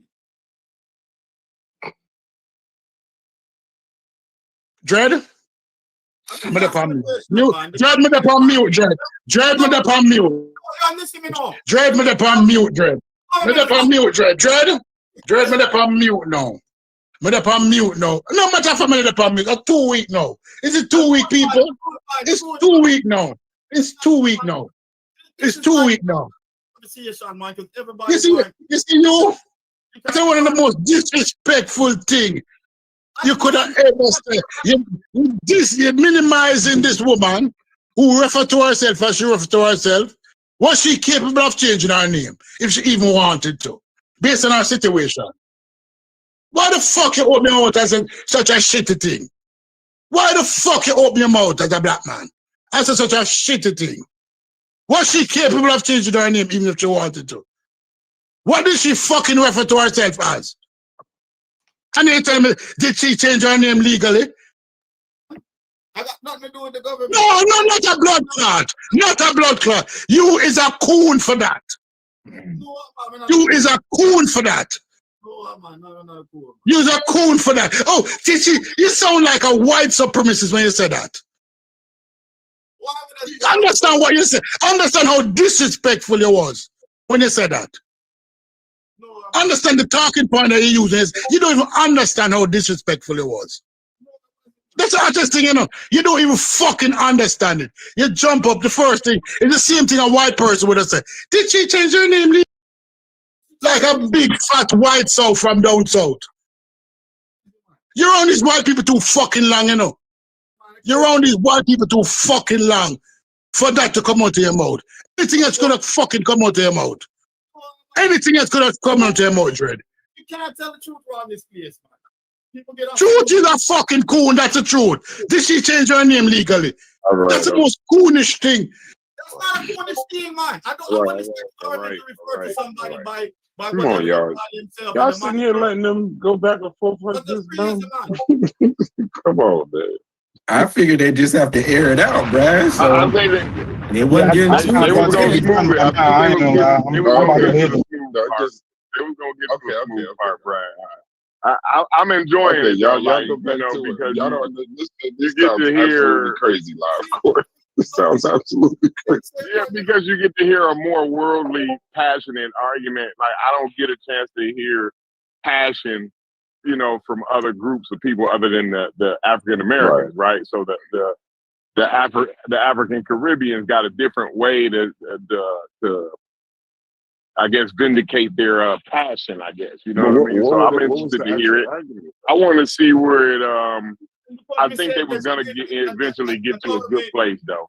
Hold on a minute. Hold on a minute.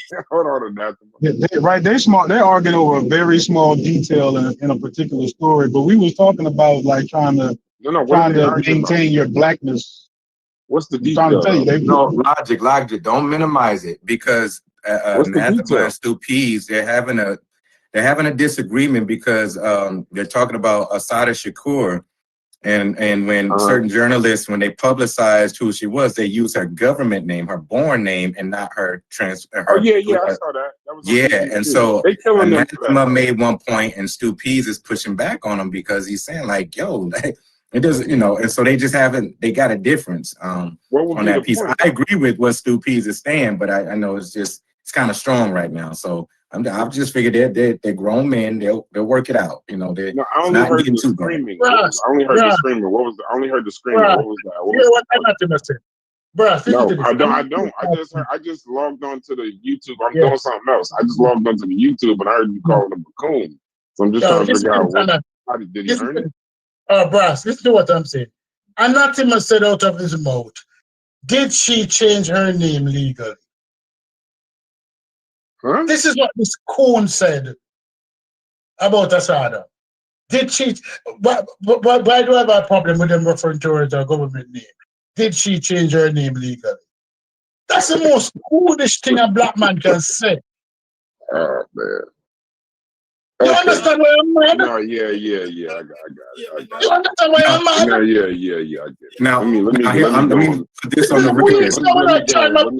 This big fat bomber class. So let me put this on record. I agree with you, Stu Pease, from the position of that name and identity. I don't agree with calling my brother Anathema a coon. He may have a. I don't agree with calling him a coon. You're a coon for that argument. I'm scared to say I kinda wanted to see how you can answer. Don't say nothing, Chef. No, I wanted to see how you can answer his question without calling him a coon, because it might be some relevancy in him, you know, asking you whether her name was changed legally or not. I think you dived off the deep end a little bit too quick. I don't think he meant it that way that you took his these. You didn't let him flush it out. Nobody's letting me talk. I just get called a coon. Right. Go ahead, coon. Go ahead. Explain yourself, coon. Explain why this woman who had to run for her freedom now should go ahead. Yeah, man.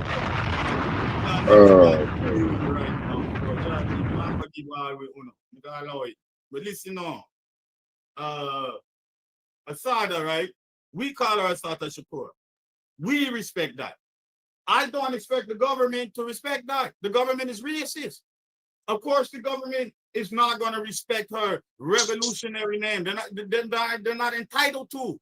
They're the fucking government. Now, how she changed her name legally, they would be required to refer to her the way in which she referred to herself. But if that's just something she adopted and was anti-government and said, I'm not using them to change nothing, then of course, they're going to refer to her by her government name because they're not on our side. So why would you expect different? Like, you're the fool for even being triggered by that. Like, you're the fool. You know what? For you know what? ABC to respect her revolutionary name. That's fucking Remember. insane.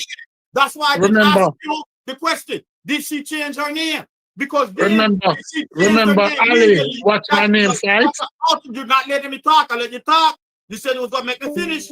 That is an outright disrespect then, because they're not representing her name change. I'll liken it is to the same way y'all still call that nigga Malcolm X, and he legally changed his name to El Haj Malik Shabazz, and none of you niggas will refer to him as that. And that's a disrespect to him, because you only want to highlight one aspect of him life that you think say I important. So go play games with me with this shit. If she didn't change her name legally, I don't expect the government to refer to her by a revolutionary name. What the fuck are you talking about? Unless I'm doing a documentary or some revolutionary reporter that have that side of the spectrum, and ABC don't. Now go on. That was a good point. That was a good point. That was a good point. That was not a good point. That's a weak point. That's a weak fucking point. I wish Ali was here, because Ali faced this. Ali faced this in the What's Your Name fight. You would have gotten your eye punched out of your head 100 times by Ali when you watch What's Your Name fight, right? When a black man identify himself as who he is and coming to who him is, sometimes it don't matter whether him do it formally or him do it for himself and him continue that using that name for the rest of his life. It's not every black man pay $40 to get a name, and the ones who pay $40 use it for years, and we acknowledge it because that's the name he choose. Now, showing shots because I love to do that. Now, the other thing is, you're mentioning Malcolm. Malcolm had no problem with being called Malcolm. So although we don't refer to him as his name that he changed it to, he didn't have a problem in his life to be referred to as Malcolm. He only formalized himself and gave himself a Muslim name. But is there any written situation or any news situation or any video of Malcolm having a problem with himself being referred to as Malcolm? So you're using that excuse is bullshit. Who you talking to? You're talking to a fucker who read, and who think.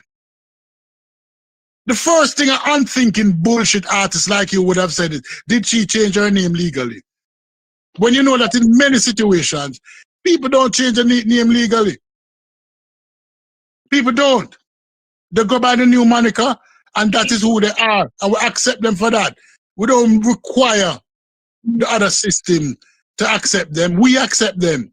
And we should see it as a disrespect when they couldn't accept them.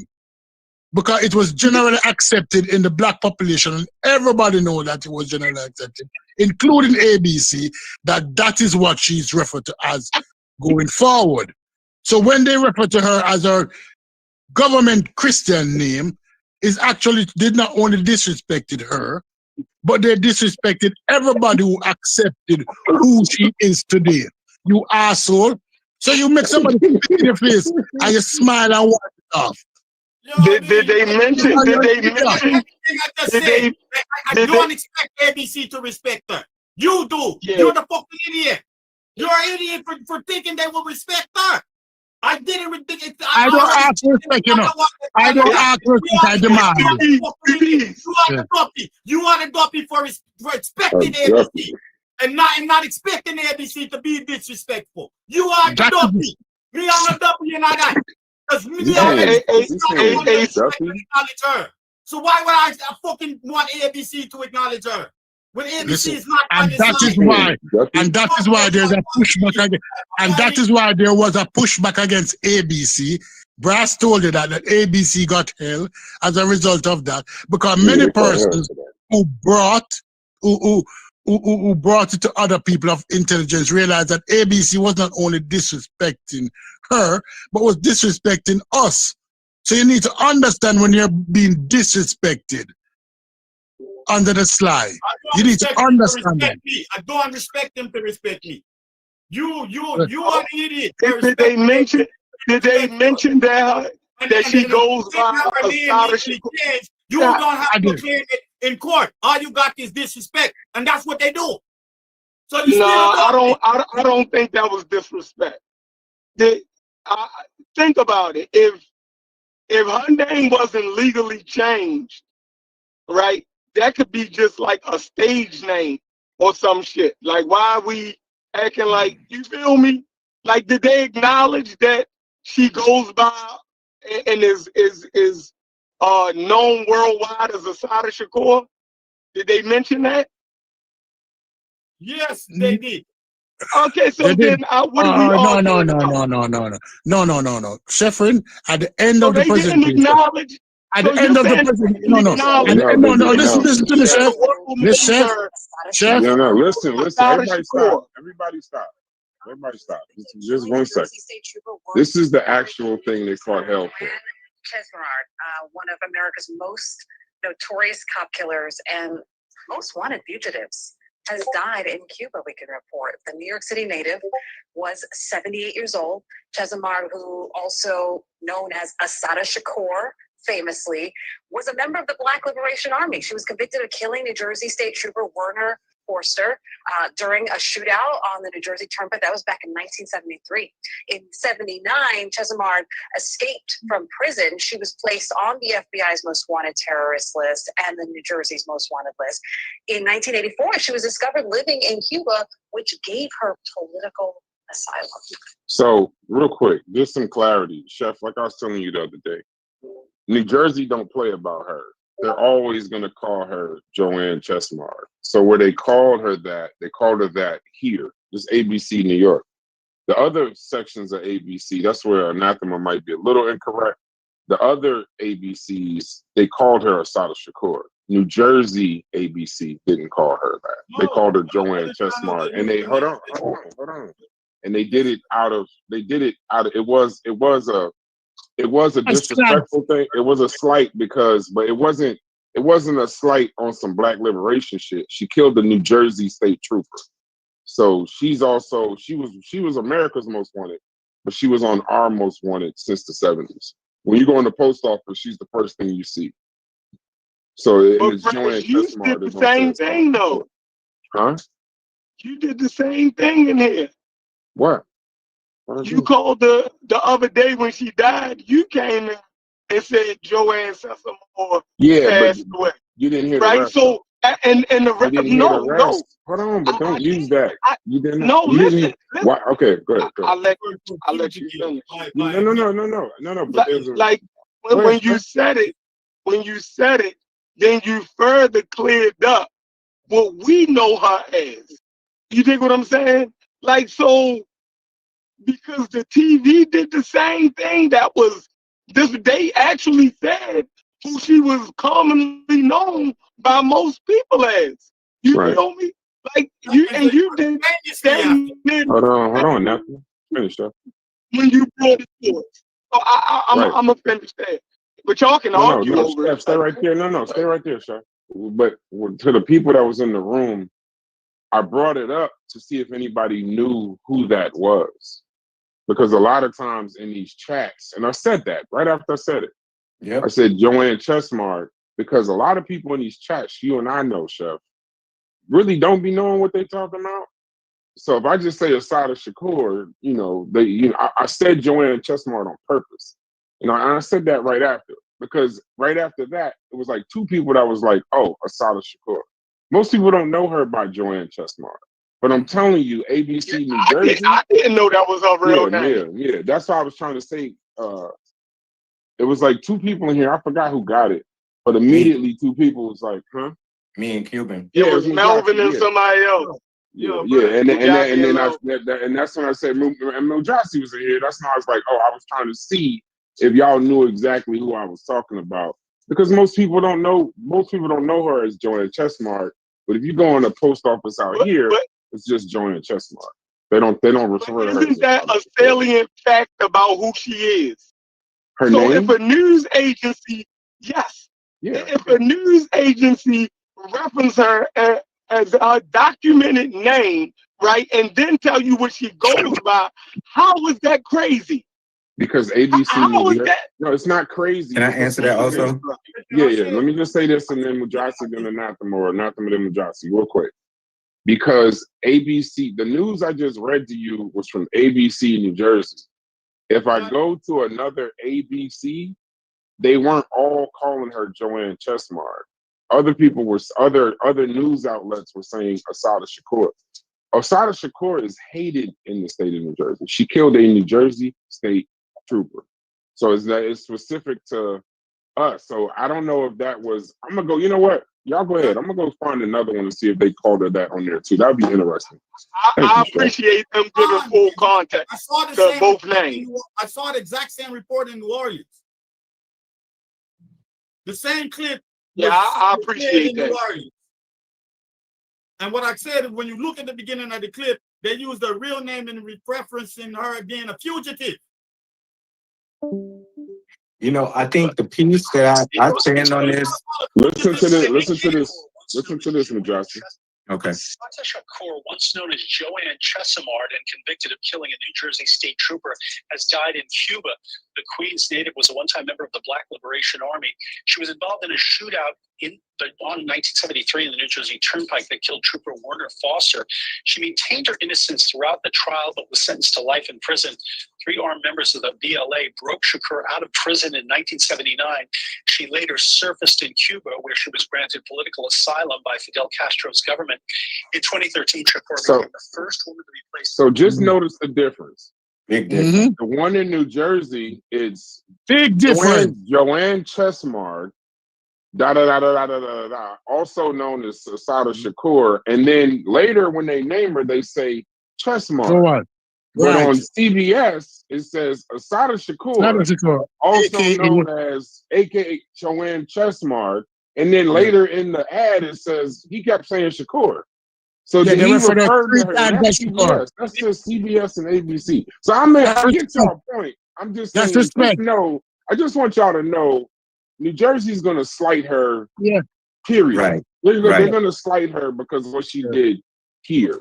I don't want you to think this is some kind of United States political thing. New Jersey has no love for Joanne Chestmart or Asada Shakur, either one. They got no love for her. She killed. But there's also absolutely the difference in the two. So CBS has love for her. So CBS has love for her. No, but they didn't disrespect her. They didn't. You need to know when they get disrespected, man. Wait, because I want to get Mujasi in there. Hold on, Nathama. But did you notice? Hold on, Nathama. They have a real issue about the future. Anathema. Hold on 1 second, brother. But did you notice that instead of saying she killed, there's words in media. Words are important. Yeah. He said instead, the first one said she was convicted of killing, or she killed a New Jersey state trooper, James Warner. We all know. We actually learned this shit in school. But CBS said she was involved in a shootout that led to the death of this New Jersey state trooper, Warner, and she maintained her innocence while having asylum in Cuba. Words, you cannot tell me that the media doesn't know how to play words, because that's their job. They do. And that's the whole point. That's the piece that I just wanted to emphasize. Wherever anybody falls on this, the media is always politically polarized.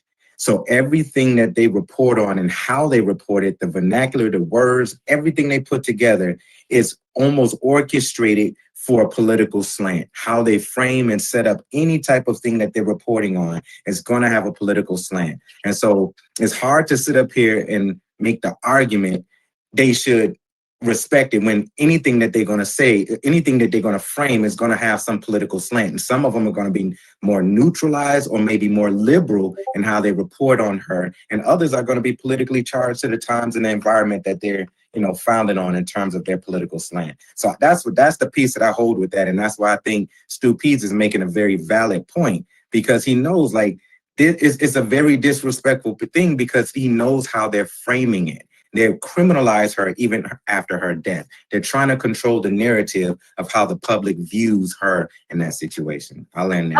I got a question. And I'm saying I expect Tony, in the chat, what you trying to say? Oh my God. No, because see, anathema, when we have these conversations, sometimes when y'all back off of shit, part of these conversations, anathema, why I try to tone down the narrative, because then it gives license. I don't even know how to deal with this post. I don't know. There's a post in the chat that's bothering the hell out of me right now, and I'm trying to figure out, should I calm the hell down? So, Tony, you might want to speak on that. I can't see the chat, man. I don't watch chat when I'm there. You see that shit, Chef? Am I tripping? Nah, I ain't see it. Look in the general chat real quick. I'm not saying I've been noticed. Is that a bridge? I've been noticed that. I mean, he can come and explain it.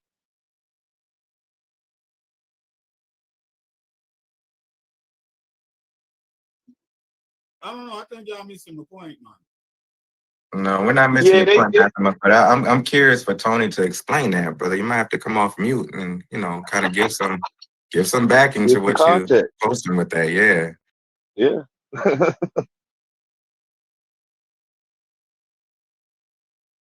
Is that Stormtrooper Tony back at it again?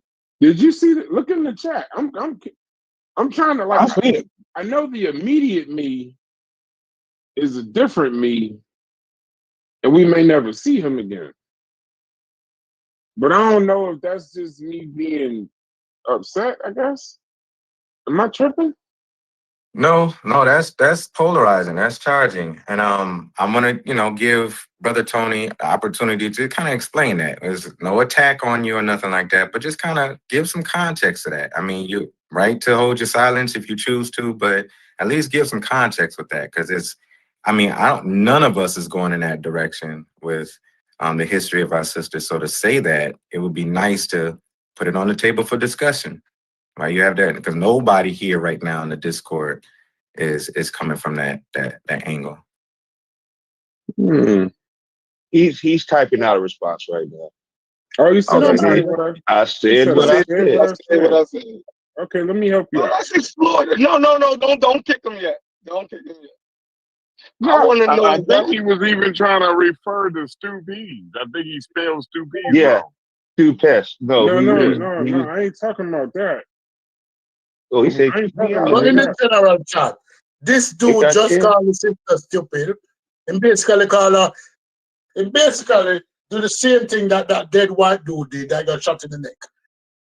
Some Negroes will have to be interviewed thoroughly. Because you and I can have different political opinion. But for a Negro to put that up there, this Negro is worse than a lot of puller. I don't know what this Negro is.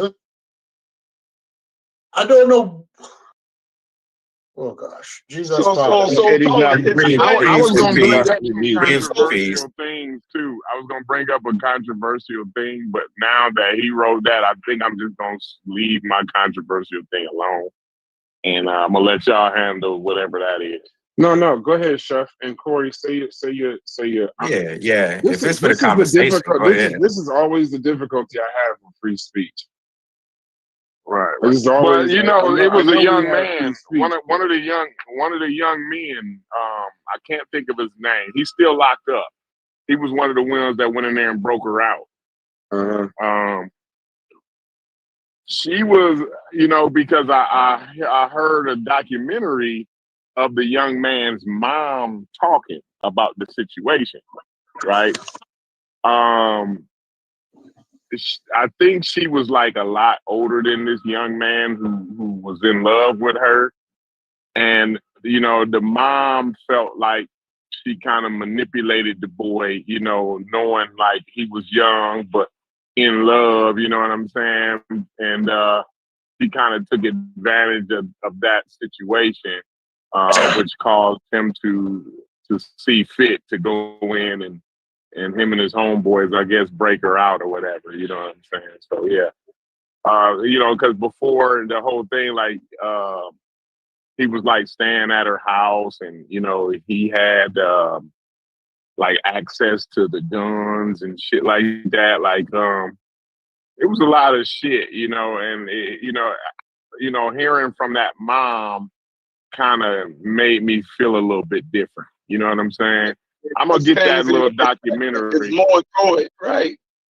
Like, yeah, it's more to it than that. You know what I mean?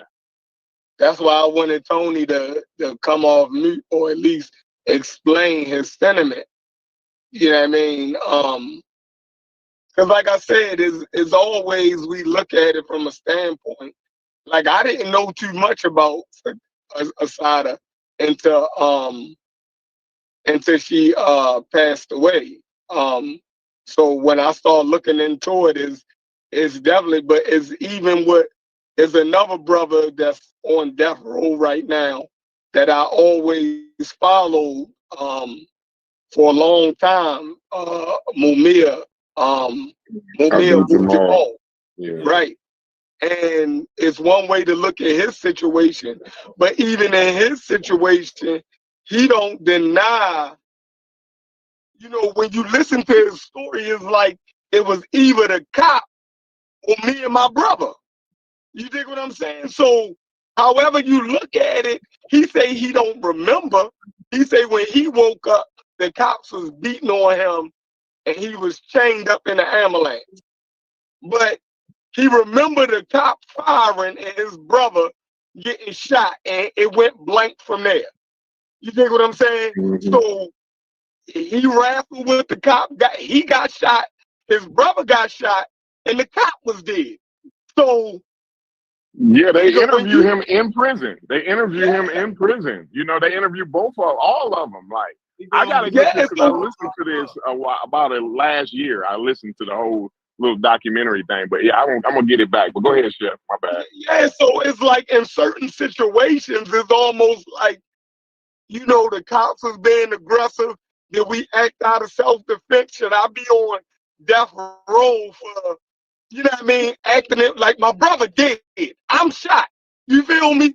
Like, if I wrestled the gun from the cop and he died in that, they was trying to kill me.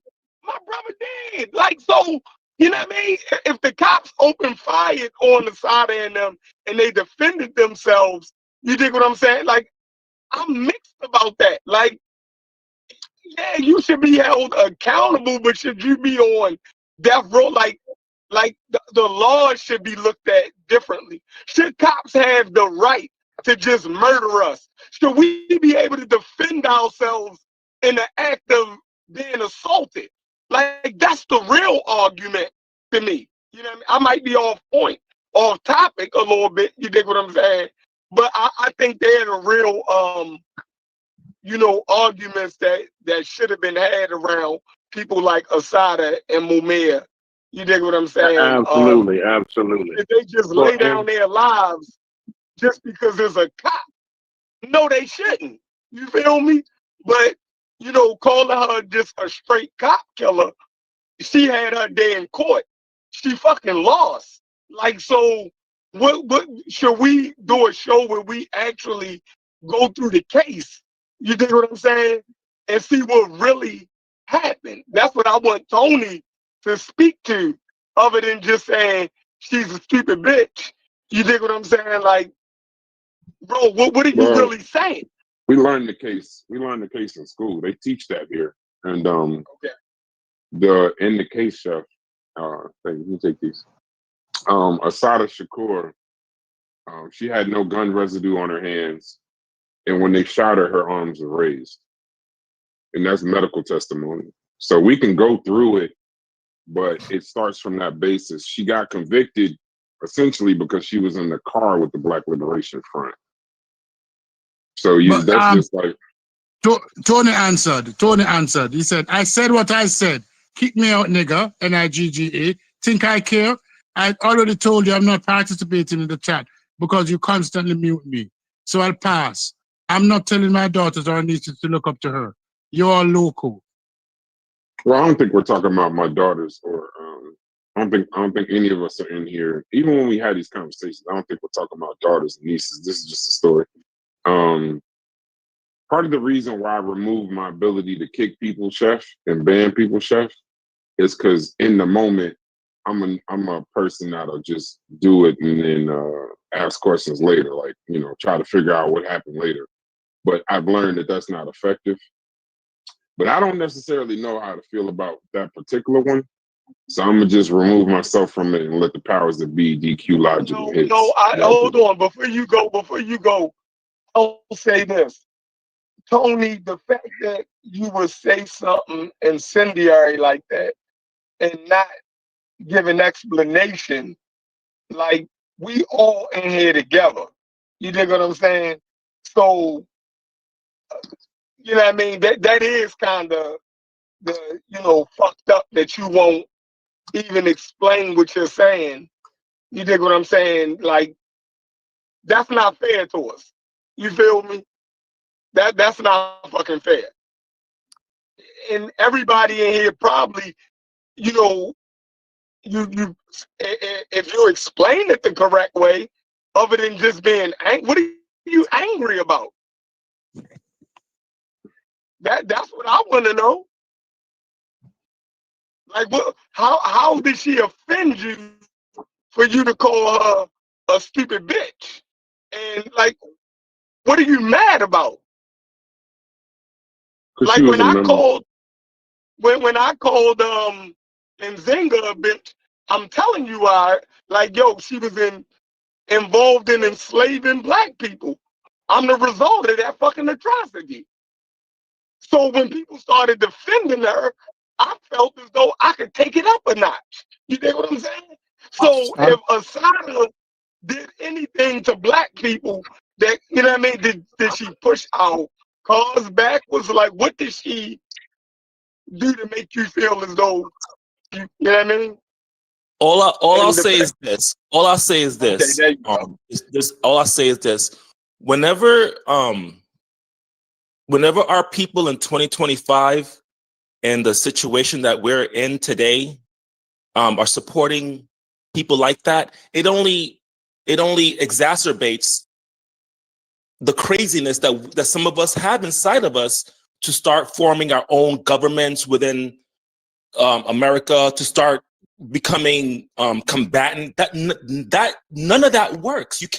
You're not going to start a new government and then we uphold these people and then we think it's okay to do these things and then we do those things and we look stupid. We have to stop acting like we're going to overthrow the government and we're going to change the laws with guns and we're going to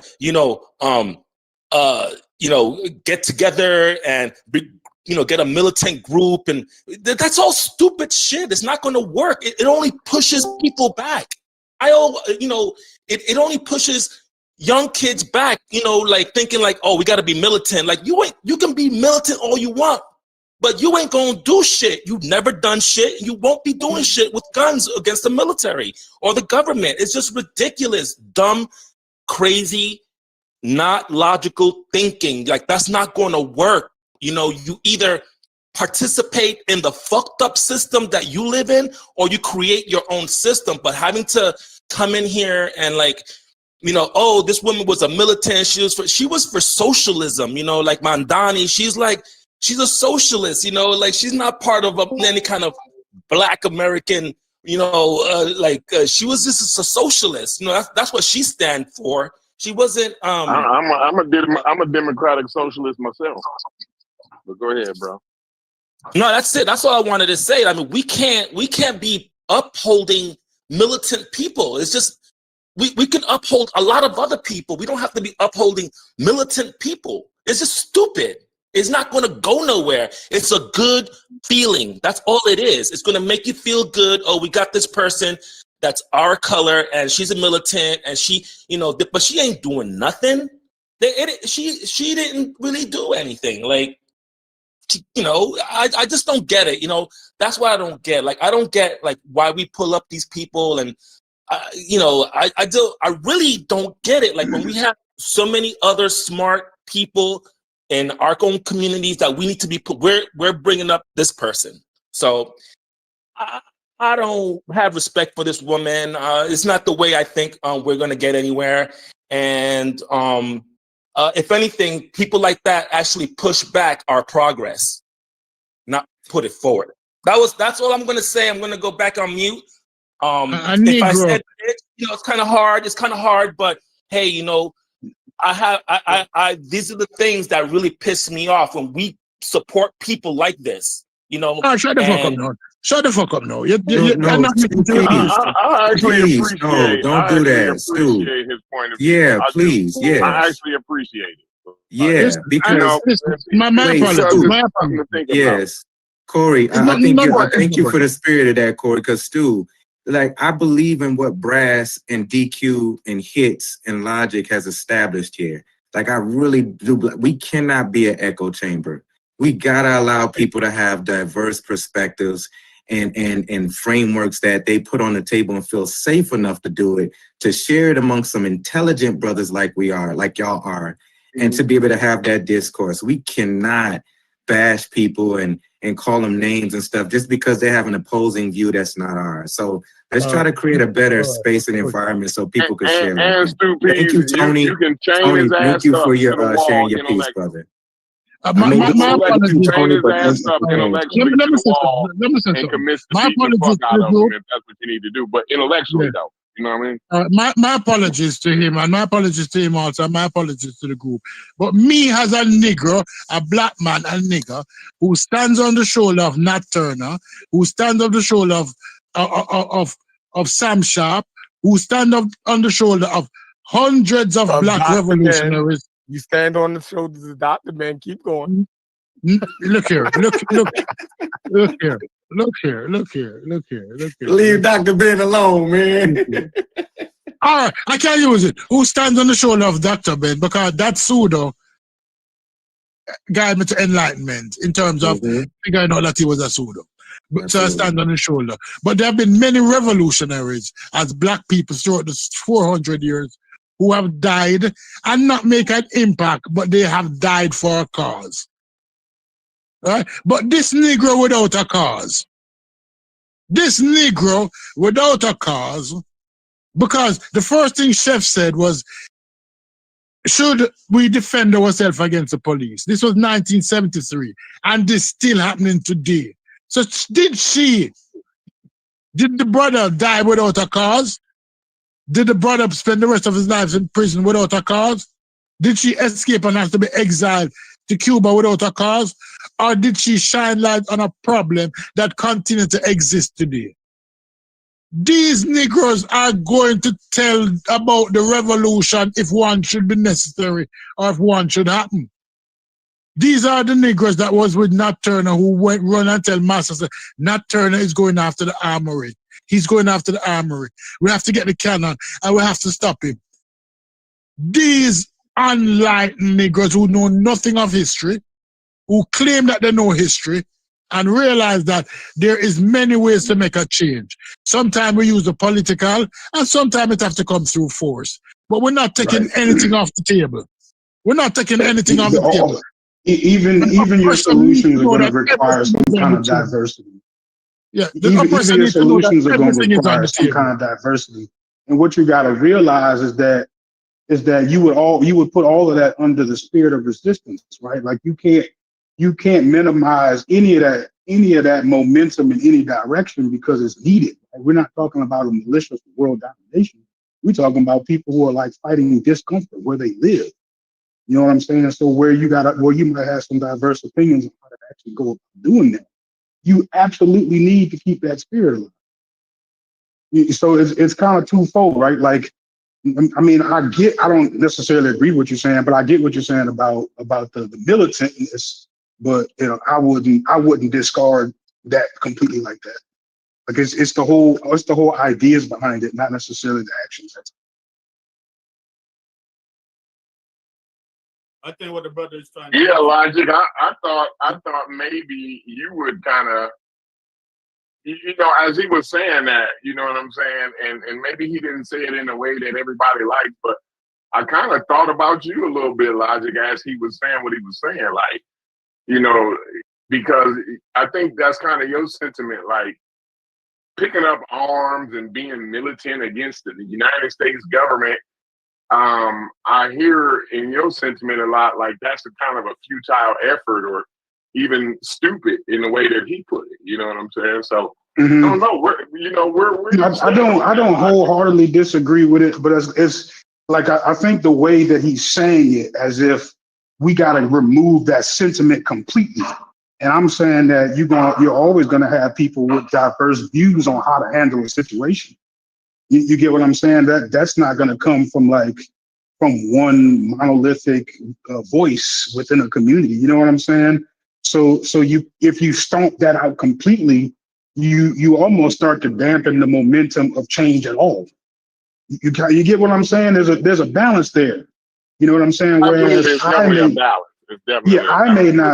may not go as hard as he or go as hard as somebody else as far as looking at the inevitability of a head-on collision with the superpower. I may not, that might not be what I plan around, right? But at the same time, someone else who might plan around it, we kind of got a similar goal. You kind of get what I'm saying? Neither one of us are trying to dominate the world. We're doing that out of the discomfort of our current position.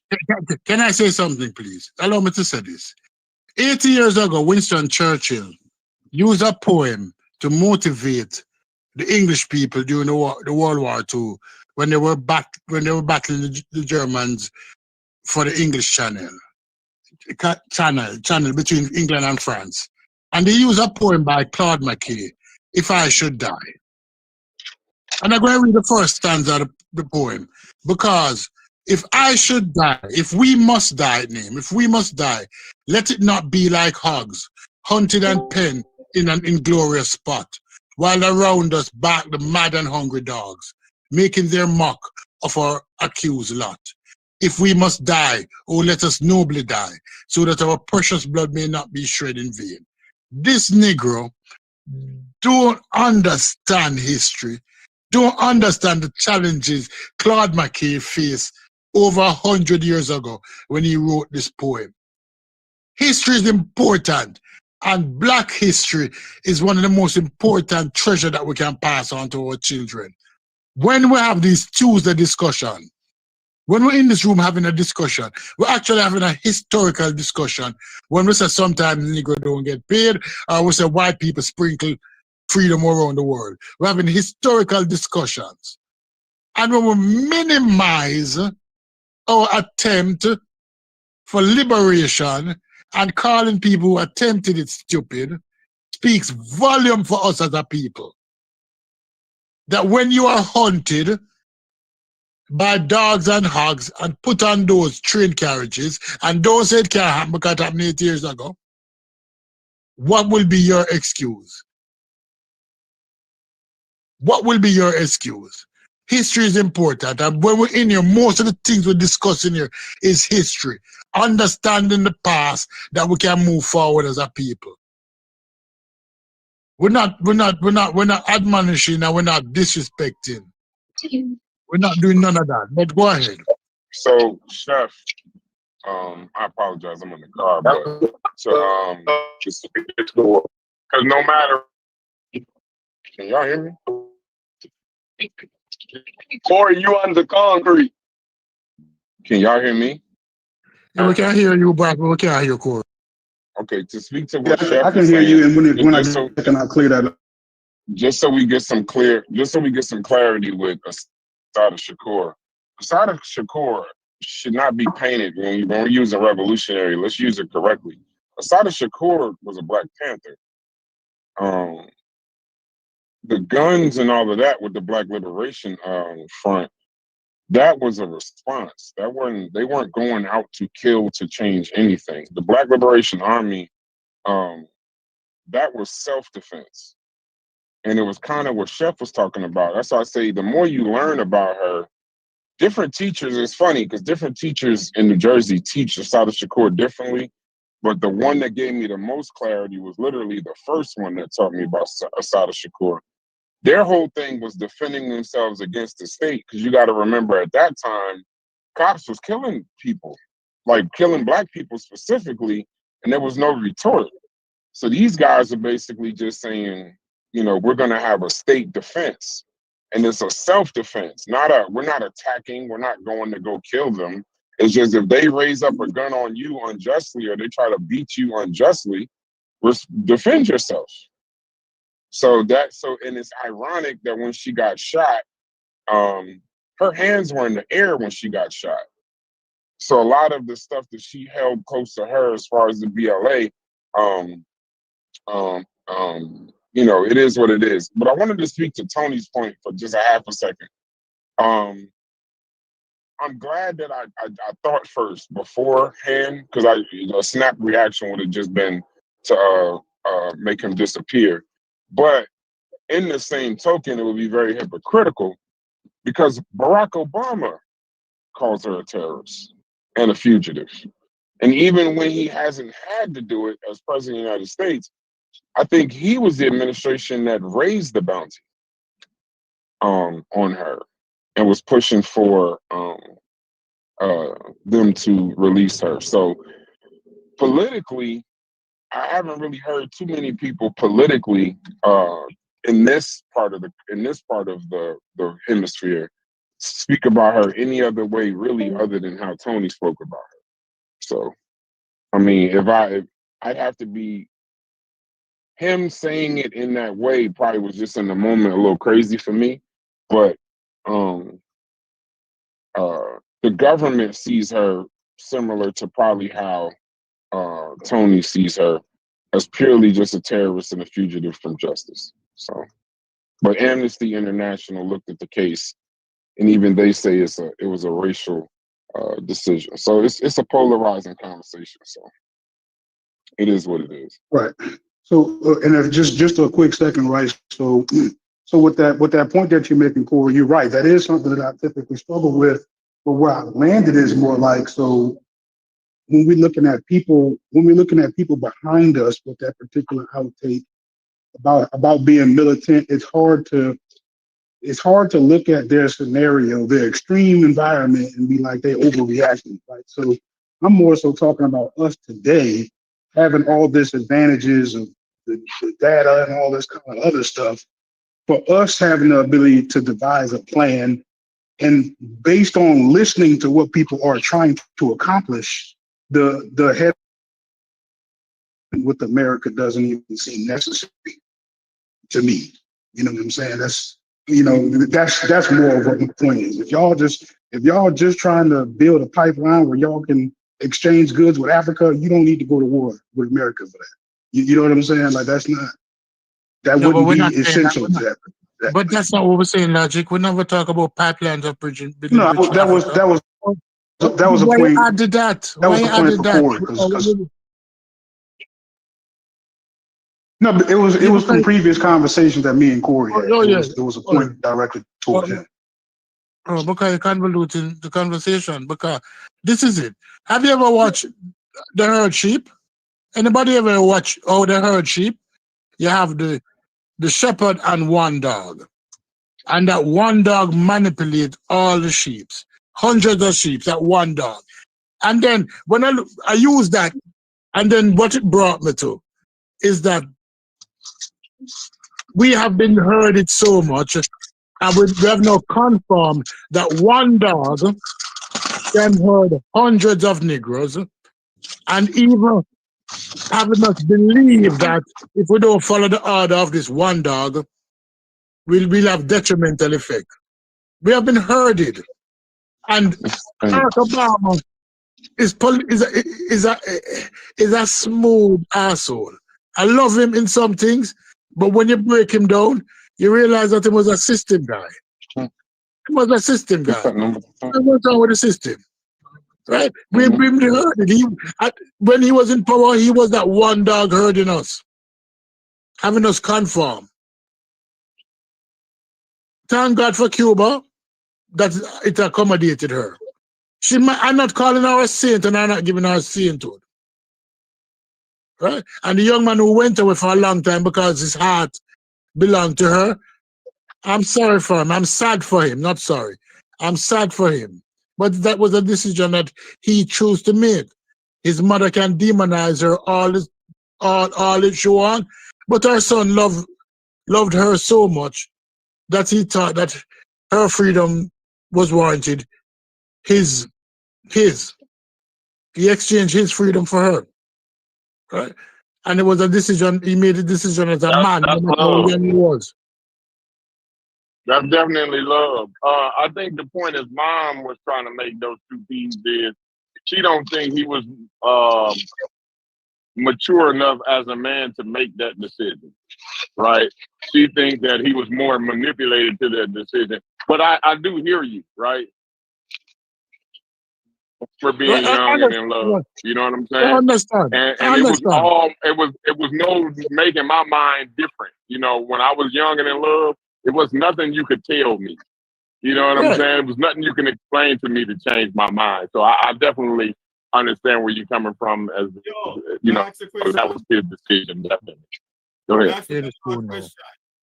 Is she a martyr? Does dying in exile make you a martyr? This is the most fucked up thing this dude said. Him come with a white talking point every fucking time. And then people don't like when I call him a fucking coon. What is a martyr? What is a martyr? Anybody was worshiping her? Wait, what y'all saying? Hold on, real quick. What y'all saying? What y'all talking about? Does she die in exile make her a martyr? No. I don't think so. I think for who though? Because I don't think we're in the, like y'all were saying, the fight is different. I don't think right now the black, I mean, everything she represented at the time, the Black Liberation Front, the Black Panthers, the armed resistance and all of that, I don't really see a lot of that in society right now. Of the cops trying to kill me, I'm gonna kill them. And then a lot of people, like you said, I'm gonna be honest with you, a lot of this generation, I don't even think they really know who she is. Because I know, as soon as you see Shakur, this generation's thinking Tupac. I'm telling you that right now. So when you say a shot at Shakur across the country, I would say a lot of people probably was like Tupac's mom or something silly like that. They don't know that, the connection. So I don't think she died a martyr. I think she felt like she was wrongfully convicted, and she lived in a time where you could go to Cuba. I think the fact that they never actually got her is impressive. Because I know they wanted her. They definitely wanted Assata Shakur. The government, the United States government definitely wanted Assata Shakur, dead, live, locked up, or otherwise. And they didn't get it done. So no, I don't think she died as a martyr, but I got a better question. Why would you ask that, Anathema?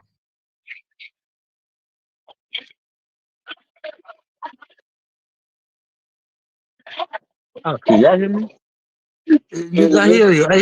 I tell you, your mind breaking up. This is what I'm going to say.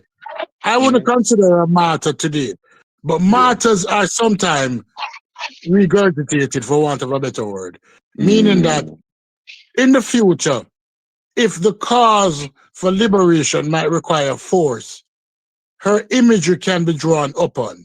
So she's a tool in the toolbox that can be used in the future. Perfect. If necessary. Right? But is she a martyr today? No, she's not. No, like Che Guevara in Cuba. Right, but if the time comes, but it's necessary to use our imagery to portray some level of resistance, she can be used as a tool. But what happened now is that we are in a time and space where we become comfortable believing that the protections of the law has been magnified to protect us, and we can use the laws to manipulate ourselves into safety.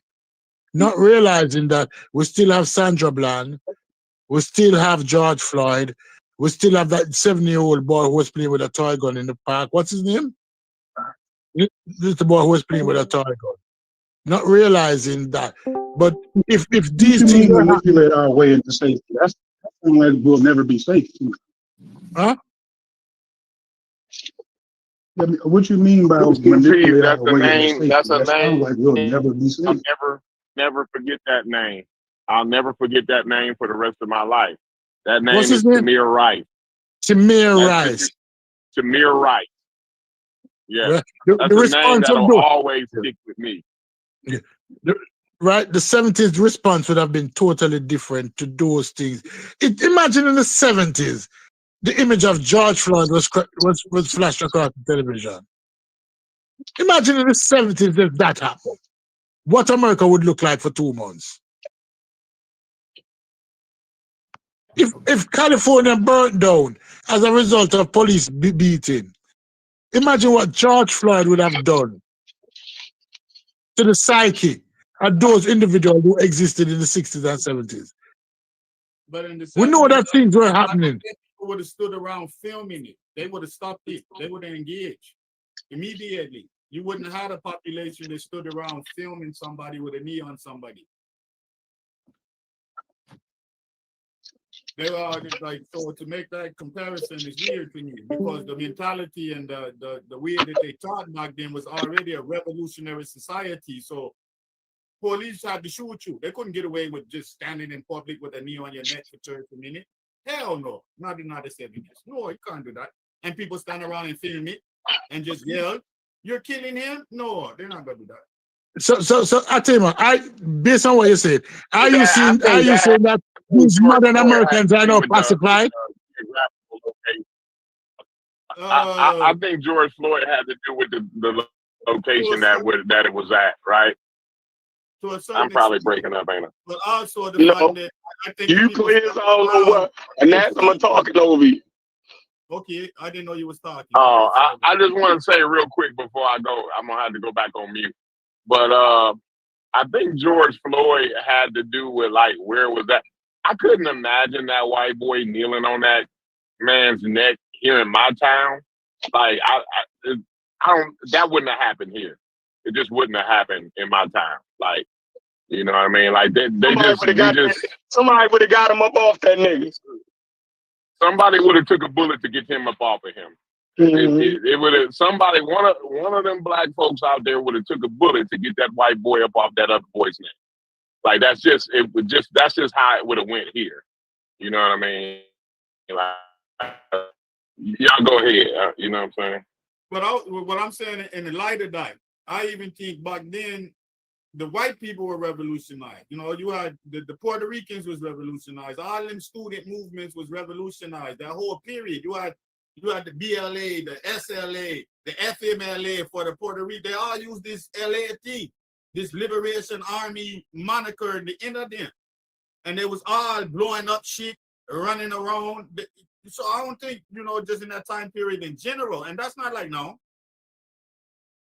So what you're saying? These Negroes pacified? I don't know. I don't want people listen, I know in the 90s, right? We had a culture here. I think there's more fear of the police. I would put it that way. So look, there's more personal awareness. Like you don't want to get shot. The police are. If somebody would have tackled them, you understand. People just don't want to get involved because they don't want the ramification. I'll put it that way. I want to say them pacified. I would just say. Let me ask Chef the question. Chef, let me ask Chef the question. Chef, are Negroes today pacified? Yeah, I would say something going on because in the 90s when I grew up, and maybe the police are different, right? Me, when I was a teenager, the police actually got they got respect if they took off their badge and fought a dude head up. Like that was common you know what I mean, for if you get to going back and forth with a police officer, after a while, the police would be like, all right, I can take this badge off. You know what I mean? Like if we having a man issue, we can go in the alley, right?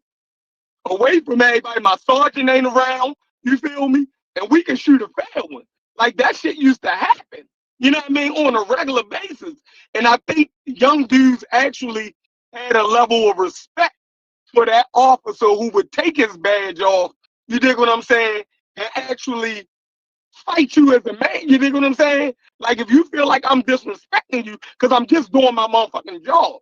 You know what I mean? So, but if you feel like I'm disrespecting you and the only reason I'm treating you like this is because I got the badge, brother, I could take this motherfucker off and we could actually fight. You dig what I'm saying? Like I don't need this advantage of being a cop for you to feel like that's the only reason I'm doing this shit to you. So, you know what I mean? Like I'm 46 years old. Shit could be completely different now.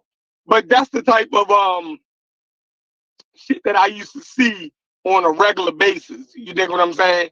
And those type of cops got respect from us. You know what I mean? But to just Hey, Chef. ill on the nigga neck. Hey, Chef. Hey, real quick, I can't talk that long because I'm in the office real quick. Hey, another difference though, Chef, and I would agree with you 100%. But remember, back in the day, there was a rule where the police had to be from the community that there was community policing. So them same guys was walking the beat in a neighborhood probably where they grew up or close to where they live, at least out here. And I've seen that. The cops walking the beat where it's like, I know this guy. He used to be a security guard at my high school, or he used to be such and such. All the security guards in our high school became the cops in our area when we grew up. And they would take off everything. I'm serious, bro. They would take off everything and knuckle up. So I do agree with you. So maybe it's the late 2010s, but at least in the early 2000s, it was definitely that way. Yeah, but the police force has changed over the last 15 years because many of these polices belongs to very radicalized group, especially the white one. It has been very racialized. That's what I think it is. Yeah, There's these white no way police in the officers world now. another cop should have told Joe to get the fuck off of yo. After a while, you feel me? Like that's exactly what it is. That's why I'm glad that they got fired and shit also, because yo, that's crazy, yo.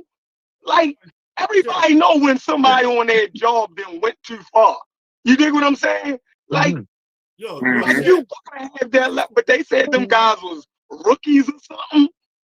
Or no, like, Chef, I'm talking about the people that stood around. They don't even have to be, you ain't even gotta interact with them. You could have started throwing backward. You could have backward them. Definitely. Anything, that would have got them up off them. That would have made them have to start react to the crowd and get up off of him. You understand? And move. I don't think that they thought he was dying. Yeah. Like you could have backward them. No, they knew it. They knew he was dying. The little girl knew he was dying. The little girl knew he was like. I can replay that George Floyd back in my head. Like the actual police officer that was standing there knew he was dying. And the one dude who knew jujitsu, the jujitsu guy, the black dude, he was a jujitsu trainer or some shit. He was out there. He knew he was dying because he done put niggas in that chokehold, in that same chokehold before. You know what I'm saying? So yeah, they watched that boy die. They knew he was dying. And the police who held him down knew he was dying. Everybody knew. They knew he was dying. There was no crowd pressure though. They didn't even move in on the act, and you understand? Yeah, because if they would have moved forward, he would have had to get up. If they just would have pressed forward, he would have had to get off his back just to protect himself. You ain't even had to really. Yeah, and the jujitsu dude wanted to do it. The jujitsu dude wanted to, but nobody would back him up. So it was like 5 or 6 niggas out there. The jujitsu dude was walking around in circles, right? He wanted to make a move, but nobody else made the move. So that's how it go here. A nigga you get it, motherfucking police got a nigga down on the ground, everybody looking, right? Somebody gonna start moving around. Then next thing you know, the whole crowd is moving around in on that motherfucker. That police gonna have to get up. He gonna have to get up. Right. He gonna have to get up. Listen, an example of that is ICE in New York. When ICE went up in New York in the Haitian community, they had to run out. When the ICE officers ran up into New York with the Haitians community, they had to run out. Negroes have been pacified, and myself included. I don't want to lose this nice house with the 5 TV, although 2 of us live in it, and the nice cars. My house has been pacified with a nice house and 2 nice cars and 5 TV for 2 people. They pacify me. Yeah, No, honestly. No, and in certain communities, right? In certain communities, though, y'all. No, check this out. In certain communities, right, we have to acknowledge that the addict is, even the way that we look at an addict is like they don't have the same value. You dig what I'm saying? And I think that we play a part in that also. You dig what I'm saying? And the value of an addict's life. You dig what I'm saying? Great point. Great point. You know what I mean? That has a percentage to do with it also. You dig what I'm saying? I don't think it's just the addict though, because I remember back in other days, like no, I ain't say it was just. I didn't say it was just that. I say it plays a part. It goes back. It goes to your point. I'm just speaking to your point because I remember back in the day, right, when the gang banging thing started and the police changed the cross unit thing, right? You get pulled over, everybody was a felony stop. You getting face down, and you land, and black people would literally stop the car and be like, yo, get him off the ground. What is he doing? And force the police but as the years went on, I don't know if they was desensitized, but people quit doing that. They didn't get enough for it. They started desensitized. You must deserve it or something like that. You understand? They just kept driving by like it was a normal thing. Yeah, so I know what happened. I know exactly what happened. What happened was it was the age group that had happened to, right? They had that happen to them so much that they figured, oh, them little niggas will be all right. They just getting stretched out. You know what I'm saying? You know, it's just like, you know, they figure like it won't be that bad. They just stretching them out. They'll be all right. Them niggas gonna move on. You know, that's just what goes on. Like the older guys look at it as that's just what's going on. You know, that's just what goes on. Yeah, it's a part of the situation. To me, yeah. I feel that way. You realize how dangerous that is. I don't feel that way though. That is dangerous though. That is dangerous. But go ahead, y'all. But no, because I did that, Corey. I could drive by and see like a traffic stop and like, yeah, man, they could be all right as long as the man, you know, they'll get you that and keep it moving. True. No, as I say, we have been pacified. We might not want to use that term because I feel bad, and we have been desensitized to it. That this is supposed to be normal behavior for us. That we must, you know, when they ask the question, the police asked the passenger for driver's license. And the passenger said, I don't need to give you a driver's license. He's pulled out of the car, stretched out on the ground. And people will say, all he should have did, he should have complied. He should have complied. This would never have happened.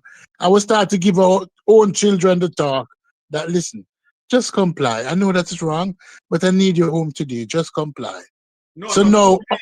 But with that situation, they made laws though to make that legal. Like when they actually get out the car for officers see. No. If I'm asking for your driver's license, no, listen to what I said. If you're a passenger in the car and the police stop the car, yeah, they can't do that to you, a passenger. You're not legally. You shouldn't be identified, but yet let's still ask. Let everybody in the car identify themselves. No, they only identify for crime. If it's a traffic stop and you're a passenger, they can't actually know. Right, but they still tend to ask passengers to identify themselves. And if you don't choose to identify, sometimes you're charged with obstruction, or you're saying to be obstructing an investigation. We have seen that happen. Yeah, we have seen that happen. Yes, that happens. But we even tell our own children that, listen, if the officer asks for the license, just give it to him. don't be very compliant. We need you home tonight. You know, we need you home tonight. We'll deal with it Yeah, that's after. against the law. That's against the law. It is against But the yeah, law. but we But you have just to trying to do it the get right home way. most You of the can't time. say sovereignty and all of that. That's not Yeah, but we just want our young men to come home, though. Yeah. That's why we tell them just comply, because we Yeah. know it's illegal. It's illegal because this goes back to I think the 1800s or something. Like you shouldn't be, travel should never be molested, right? That's the Fourth You should Amendment. be able to travel without being molested, right? So Yeah. Freedom in the person. yes, Yeah, yes. but But we want to. It's different for black folks, and we all know that. Right. So. Right. So over time of getting. No, but over time, we will continuously, because we're continuously stepping back. Because 60s, 70s, where black people stood, if a line is there in the 60s and 70s, where black people stood, we are far behind that line now. The line that was drawn by the civil rights leaders in the 60s and 70s, we as black people are nowhere close to that line. We have pulled back so far and made so many concessions now that we're afraid to look at where that line was. Yo, School Peas, let me jump in. Let me show you. Corey, this for you for understand, right? What School Peas is talking about was the passenger, not the person driving the vehicle. Yeah, right? yeah. And he's just talking about a regular traffic stop, not a criminal stop, because the law changed. Absolutely, yeah. Now, I know what you're talking about. What goes on is when you're a passenger, right? The police have a policy where they're trying to profile young black people, and they got a little book. So they want the ID to put them on their name in the book for future reference. And you can keep your name out of the book because I don't need to go in your book. You don't need to talk to me. You just here for give him a ticket. There ain't no dope in the car. There's no illegal gun in the car. From you doing criminal activity, none of this work. You understand?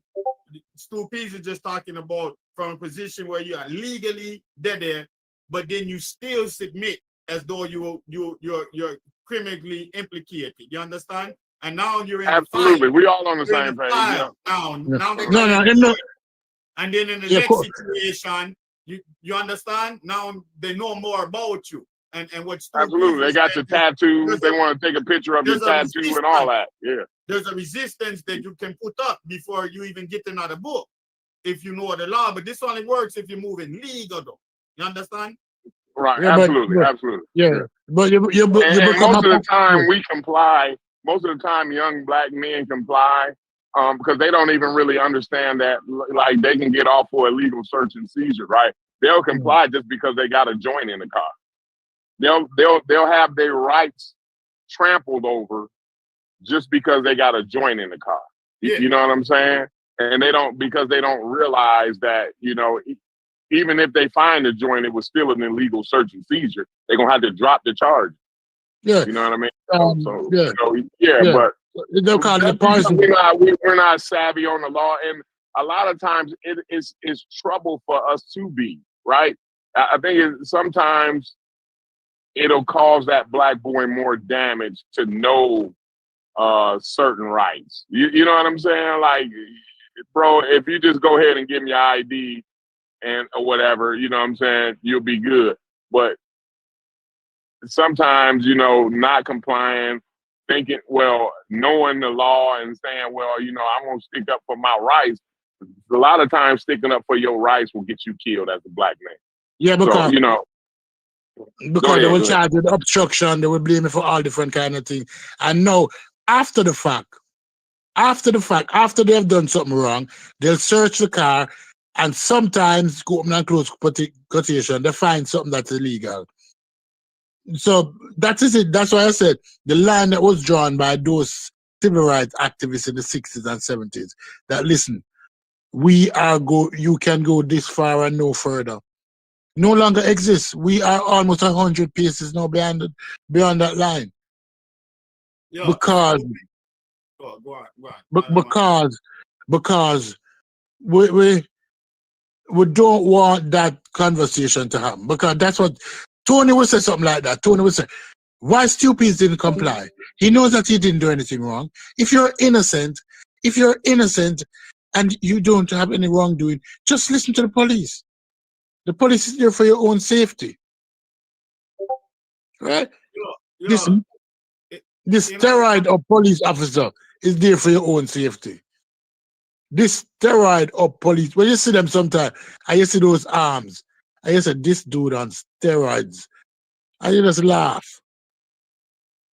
Because you know that he's quick to anger.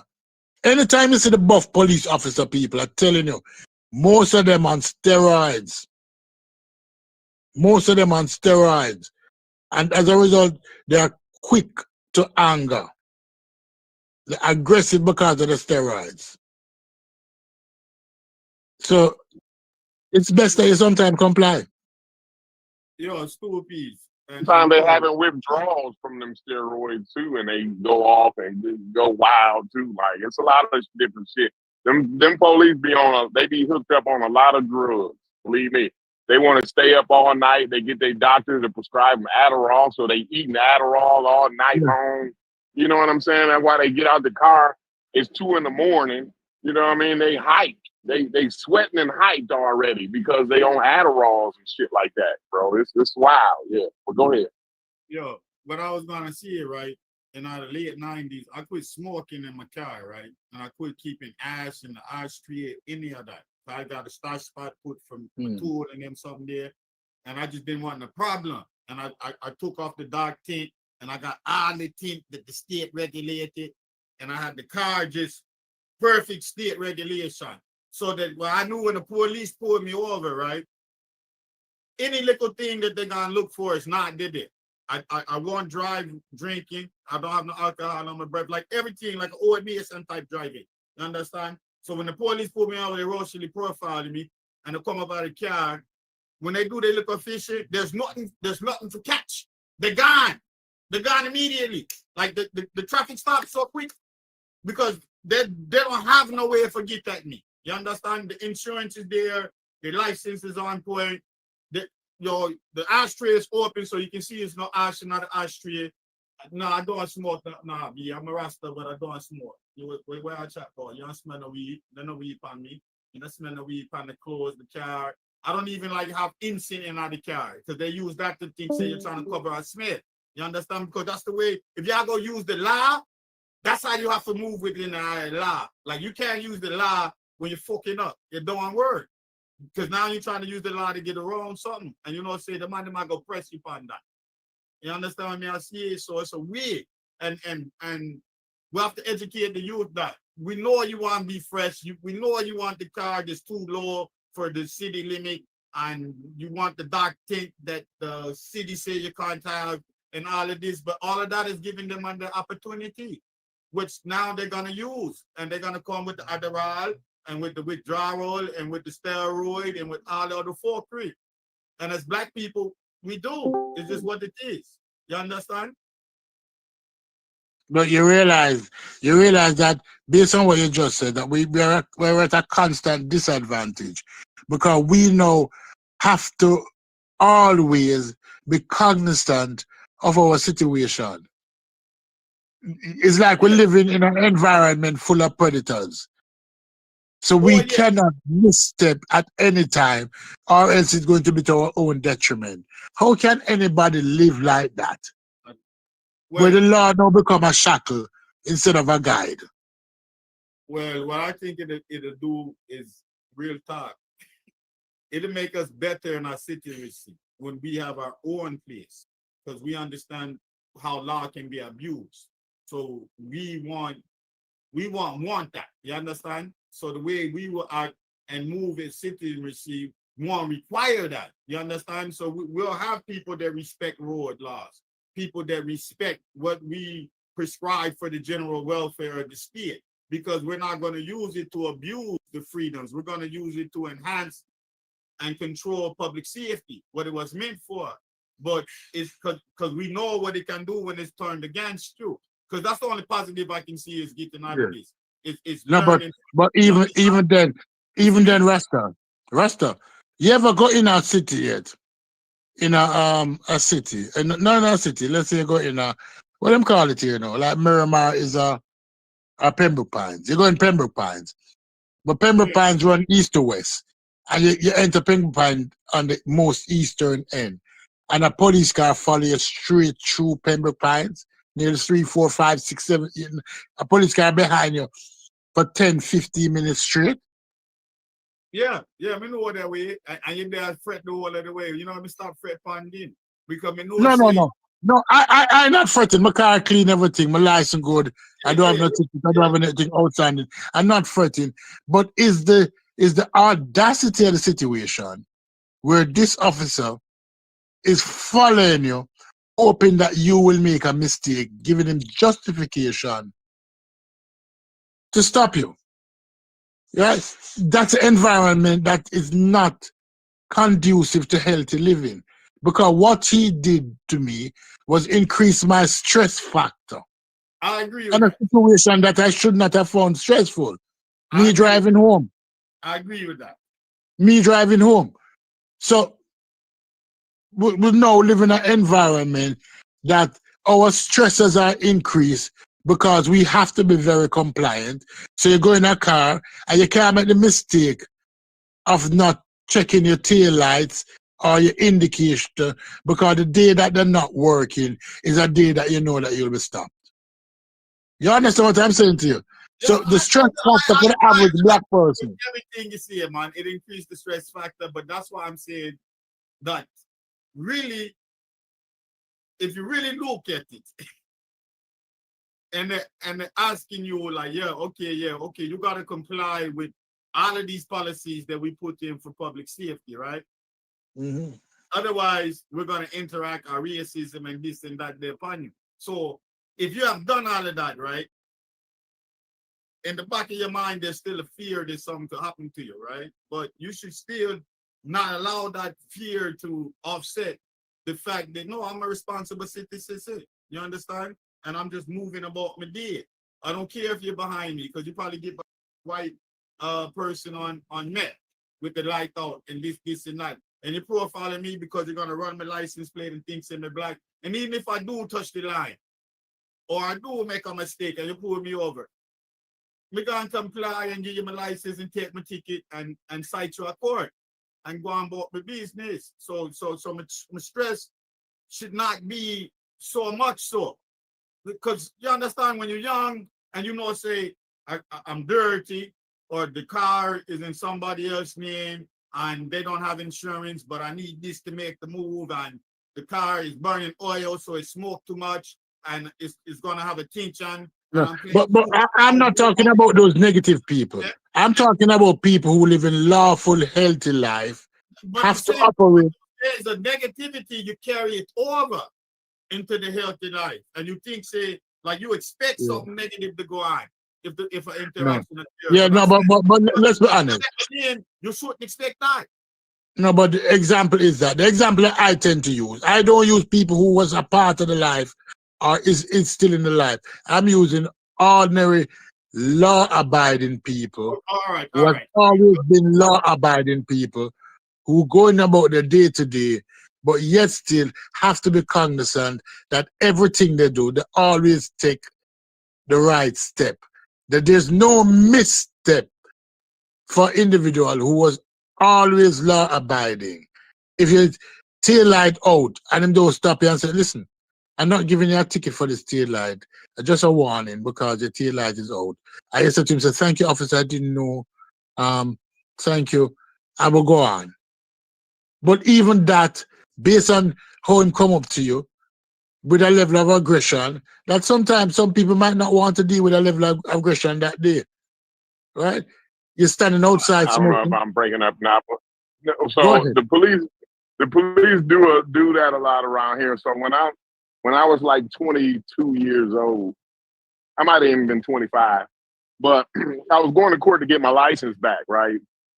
And I'm trying to get my life together and, go strictly by the fucking book, you know what I mean? And the judge was wondering, he was like, bro, you're only 25? He was like, bro, with a driving record like this, you should be like 50 years old, like to have this many tickets and this many infractions and driving while and suspended and this, that, and the other. The thing was, and what I tried to explain to the judge, and the judge didn't even understand it, bro. I explained to the judge that, yeah, when the police pull you over in the hood, if you ain't got no guns or drugs, they just gonna let you go. They don't care about you not having license or driving while suspended or none of that. If you ain't got guns or drugs, they don't got time for you. They don't want to write. They don't want to spend time doing paperwork about your tail light being broken out, whatever it is, the reason why they got to stop you. You know what I'm saying? All they wanted to do is take that dog around in your car and sniff around that motherfucker and pat your pockets and look up under your seats. And that was it. Once they done with that and you ain't got no guns or drugs, they ain't got time for you. They gonna move on to the next motherfucker. You know what I'm saying? But, that's how it goes around here. I don't know if it goes like that around where y'all from, but it does around here like that. There was a police officer, I was watching something, I investigated it, who the city refused to fire, although he was an asshole, because the amount of revenue he was bringing in from traffic violations. Traffic violation is used as a tool in certain cities to finance the police department. And the community that is affected most is the Black community. And that has been researched. That has been researched. But, So it was the original argument, because I came in and I distracted part of it with my blackness, and then I cut out somebody, and then I cut out somebody else. All right.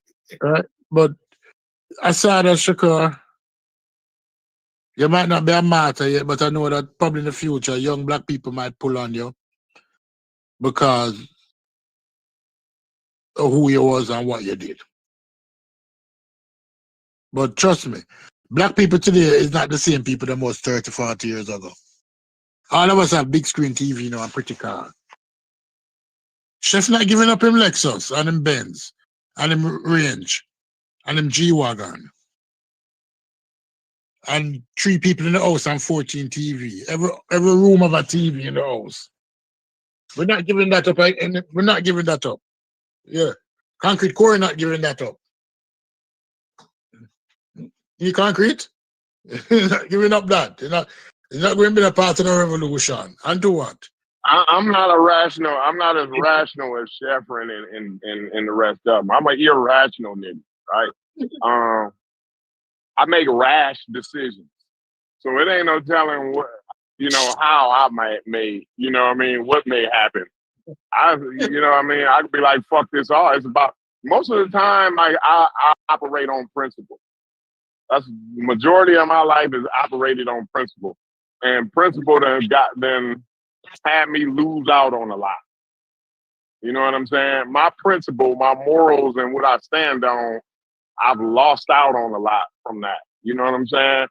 But it's like my dad say, all money ain't good money. You know what I mean? So like I don't know, Supees. If I feel principled enough, I say fuck it all. You know what I mean? I'm just one of them type of rash niggas though. You know what I'm saying? Well, I think I've always had the luxury to be rash like that, right? So I got a network. I got a network around me. That's kind of like my safety net, So I kind of got the luxury to be a little more rash than others, I guess. You know what I'm saying? Yeah, that's a problem. We don't have the luxury. Is the luxury of being is that our man is measured today to me is different than how a man was measured 50 years ago. How society perceives you and see you is different. Right? A car is no longer a means of transportation, but a status symbol.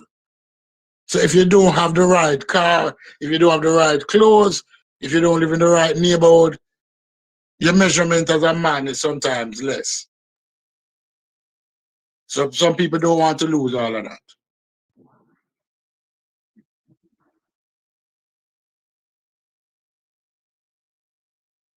Yeah. That's the absolute truth, especially today. Yeah, I've never looked at that as good to peas. Where you see a lot of people measuring themselves. I see it more where people measure themselves by, the car they got or the clothes they wear or the house they live in and shit like that, right? And even, measuring themselves, they don't, by those standards, you lose integrity. When you start to measure yourselves by that standard, you start to lose integrity. Hold on. Let me get on this, Corey. Isn't that a byproduct, like the negative part of Americanism, like that consumerism? You understand? Because that's what I wanted to ask. I wanted to pose this question in the light of what I just said. Is there a difference? Let's say you're working as a revolutionary. In our spirit, you're a revolutionary, but your concept is to improve and make America stand up to the Constitution and deal with equity and try and solve the imbalance and make things fair or level the playing field as much as you can for the future generation. You understand? And using equity programs and ray.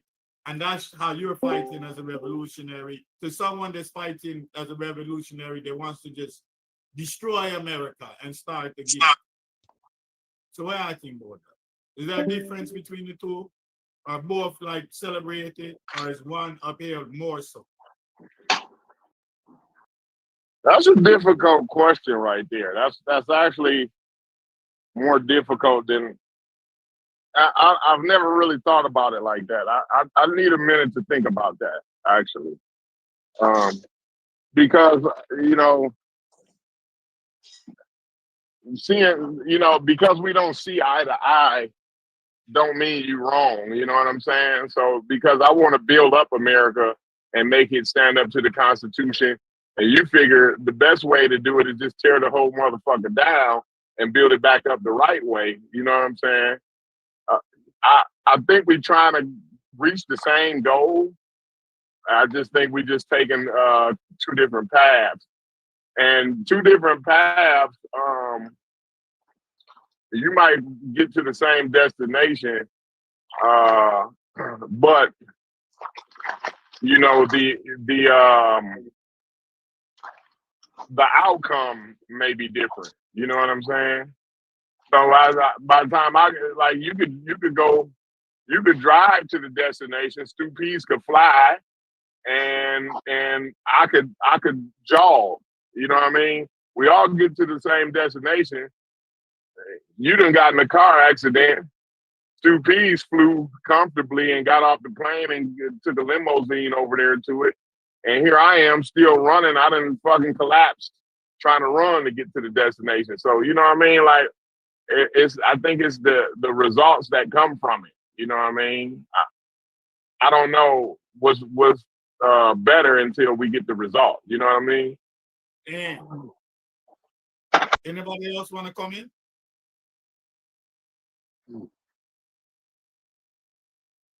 I'm not an anarchist.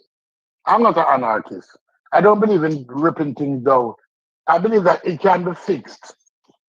It can be fixed, but sometimes, not all the building can be saved. Core the concrete, and I will tell you that sometimes you can't save it. You can't save the structure.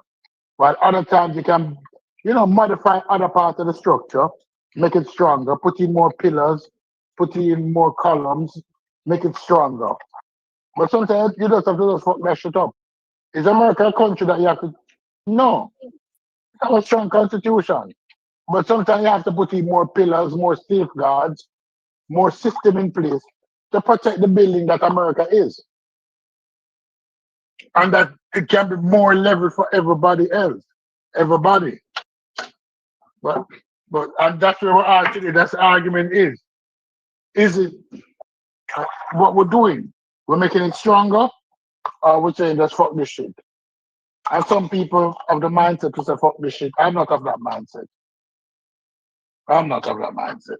I don't think our ancestors who fought and died and bled would want us to be anarchists. You know what I'm saying? I think they would want us to fix it the way, I think they would want us to take control and fix it up the way we see fit. You know what I mean? Not tearing it down, but building on what they already built on. You know what I mean? So, yeah. Some strange degree of humanity needs to be You're breaking up. See that logic, we can't hear you. Nah, I was saying, am I any clearer now?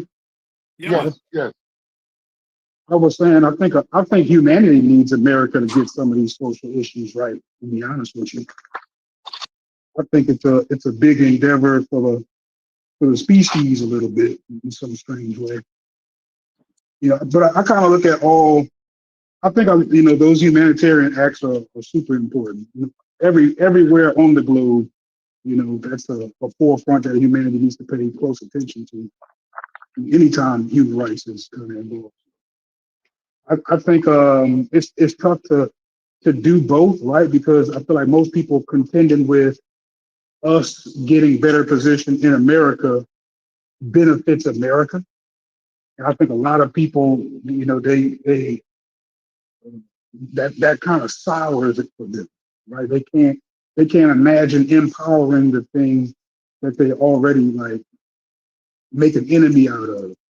So most people can't see themselves doing both in order to achieve a particular thing. That's kind of where I see most people getting tied up.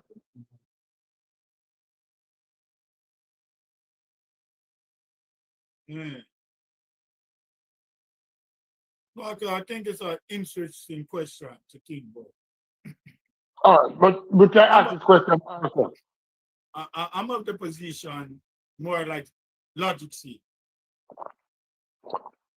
Because I really think from America released that concept about individual rights and this and that, it already impacted the world. It impacted people that want that, it impacted the women over here. All type of people kept fighting for this thing called that. It led to this international human rights.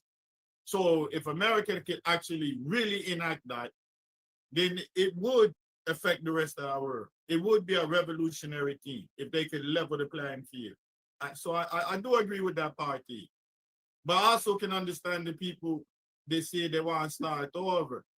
But I don't know how you participate in something, though. And want it, like, while you're waiting for it to crash. You understand? Because Right. if you're really anarchist, then you just got to pull back from any type of participation and expect this vessel to crash, for coming to like a Venezuela situation.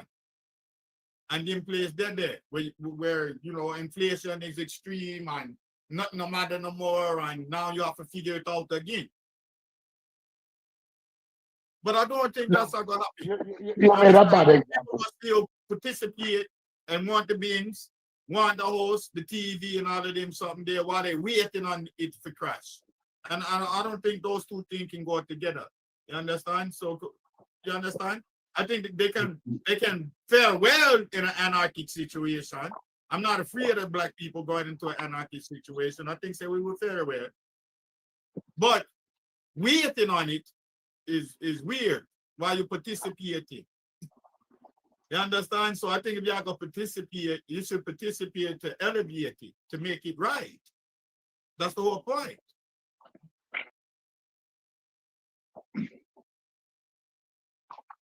So You use Venezuela as an example of anarchy. And I don't agree with you. Because Venezuela crashing is a result of two things, both internal and external factor.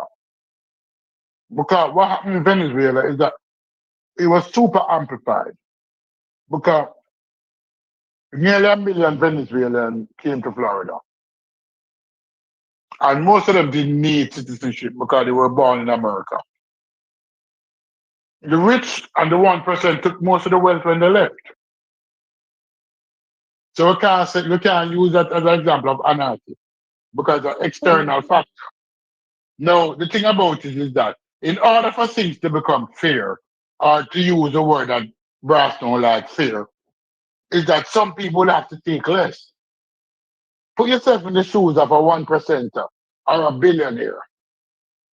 Would you be comfortable in your taxes going to social issues? Not many people say no. They're not responsible for anybody except themselves. Well, there are start philanthropic organizations for misuse that money, and I would say that all of that philanthropic money should be cast into the public coffers to solve issues at public. It shouldn't be allowed to be given to private programs to push agenda, and that's how we solve that. Otherwise, we're gonna take it to taxes anyway. So I would make philanthropy like a national thing, and then that would fund all the inequity. Like you can't go and use philanthropy to back Annenberg to make bullshit books and control public education. No, we're not gonna allow the money for that. We go no Annenberg. It's a general account, and this go to fund Black College. So that's what I would do with that. And then as a rich person, I have to do philanthropy anyway, so I would just contribute to the government philanthropic pot rather than trying to create, you know how they do with the money, the Carnegie Foundation, the Ford Foundation, and then when they use that to push the white supremacy issue and little aspects of society. You understand me, I see. So that's how I would deal with that if I was wealthy. But the system we have now, because money has speech, then they do philanthropy. Like I said, them organization, they go around and confuse and mislead the people there. And I think say no, that should be our government fund. And all rich people have a certain amount of money. Yeah, man. Because you give it away at charity anyway. So that should be a general fund. And you have to go to government for your charity organization. And you have to get added regularly. If you were in charge of government, would you raise taxes on rich people? I would proportionate the tax and use that, like I said, the philanthropy and all of them someday. That's if you would raise taxes. You would pay regular tax, but then your philanthropy money would go up. That would be a whole different tax because you would go to the philanthropic bracket. What is regular tax? Eh? What is regular tax? Well, like the general taxes we pay, like what's going on now, that would stay probably proportional to the regular society and this and that. But what I would do is I would add a philanthropic tax. Like you moved into the philanthropic class, where if you don't take this money and do it and put it in the philanthropy, we're gonna raise your taxes so much so that you wish you had put it in other philanthropy. Let me use an example. Let me use an example why that wouldn't work. Let's use Jeff Bezos and Elon Musk. Okay. Do you think that they get taxable income? Do you think that Jeff Bezos or Elon Musk get taxable income? I don't think so, no, but I think the corporation. No, they don't. No, they don't. They're both paid in stocks. No, the corporation do all of that. The trust fund do all of that. No, they get paid in they get paid in stocks. They don't get paid in cash. Yes, they get paid in stocks. So how are you going to tax them? I would make your like once you reach a certain status, right? I would call it philanthropic wealth. So if you hold this much wealth, or you had the ability to transfer this much wealth in stock and this and that, then you would be in line for this philanthropic tax. And it would be applied to any change you made if you didn't already make the donation. And then that's when the tax would go extreme. Like it would be much more simpler for you to take 22 million and put it in other fund rather than we tax you and it's 100 million. Something like so. I would lose leverage. Go someone. You're not transferring nothing if you don't put nothing in our pot over there for the black people and the poor people of the world. No. Ross? Because of too much them use their money for create organization that do fuckery to it. So, the government's supposed to be the place where, man, you know what I mean? We have some type of mitigating factor. We have some legal document that must uphold. So we had like a big philanthropic fund. And then, according to your position on the equity board, you got more out of that fund. So if black people are the lowest on the inequity board, we get more of the funding. The natives have all of them on funding, so they're not even in that. They have to the more account and the more thing are going. This is for the general population and what we are talking about over here. And then the rest of them people fall in line and get their proportional percentage to bring us to a point to where people can say, yo, we can't marry uno and we can't marry uno. It's you not working hard now and you not working hard. What we all go do?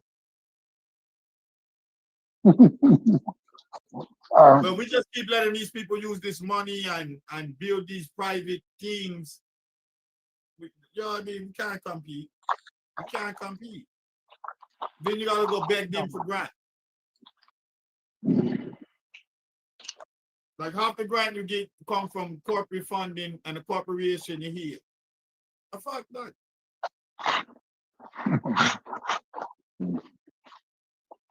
You understand how government get funded? How government get funded for the day-to-day operation? Government work on debt.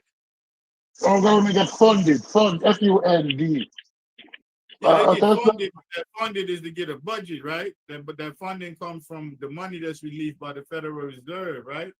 To fit the government budget. And then when they collect the tax, that's supposed to be to go to maintain the general welfare of the police. Right? Or am I incorrect? I could be incorrect. Yeah. Am I incorrect?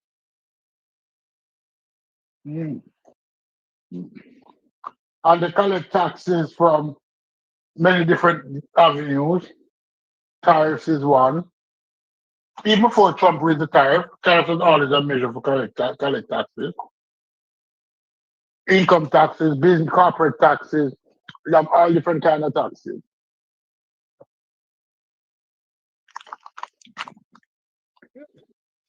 Income tax for regular people. The government don't get most of this money from that, When you crying, and other people crying, oh Lord, my income tax. My income tax. If you look at all of the income tax from ordinary working people, 95, that can't even fund 10% of the government budget. But we have a conversation from taxes another day. Yeah, but I think don't get funded by loan. That's when there's a deficit. When there's a deficit, the government has to seek loan. When there's a deficit, the government seek loan.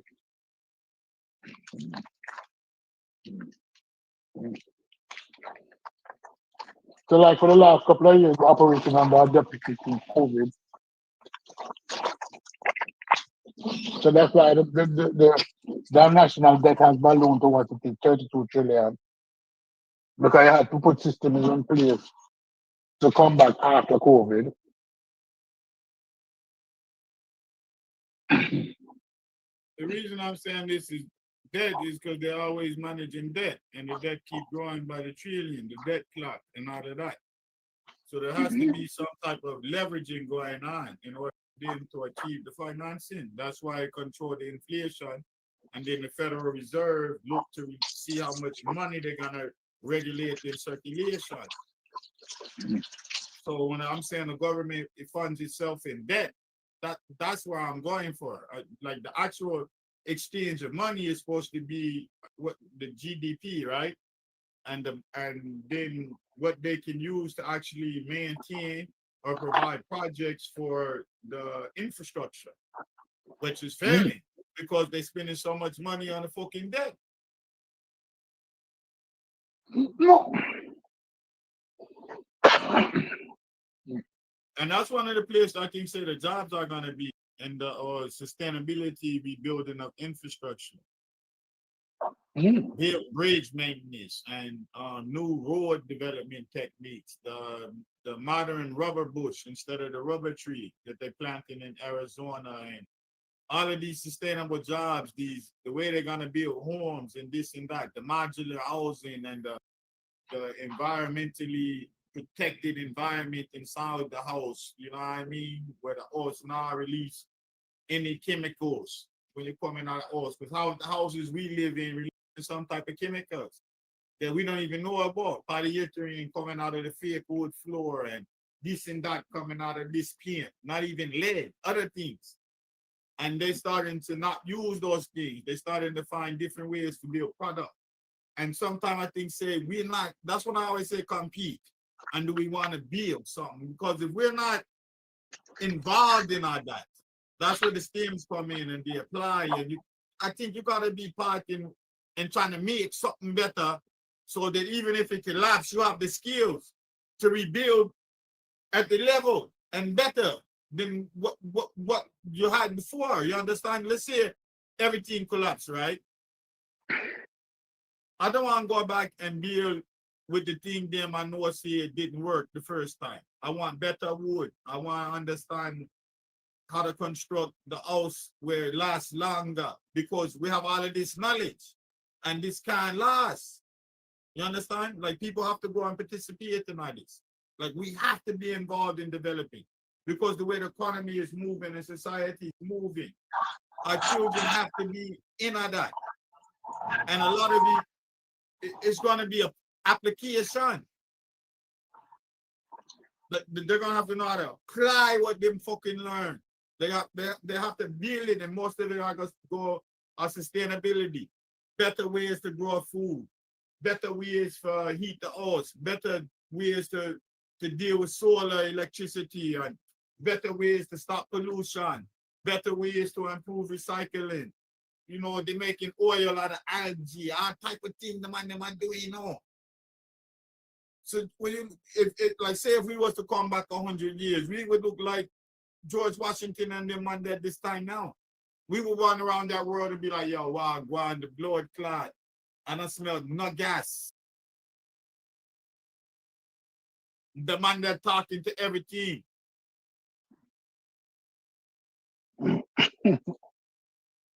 The man that just pressing some button and food is made at home and the stove is already heating up and some robot done put the chicken in the oven and the man there is in the car watching the video on the front screen and the car just driving. You would know what to do. Like literally, you would be like, yo, where the cell phone there? The man is a cell phone or call, just talk to the screen and actually want to talk to. And you say, what? He said, yeah, man, just call him on that name. The man I got call him. I said, what? I don't know his number. Just call him on name, man, from any part of the world, and the man I got pop up. If him go answer. And you'll look on him like, what you mean? You understand? So that's how fast the change I gonna go. Like enough people don't get it.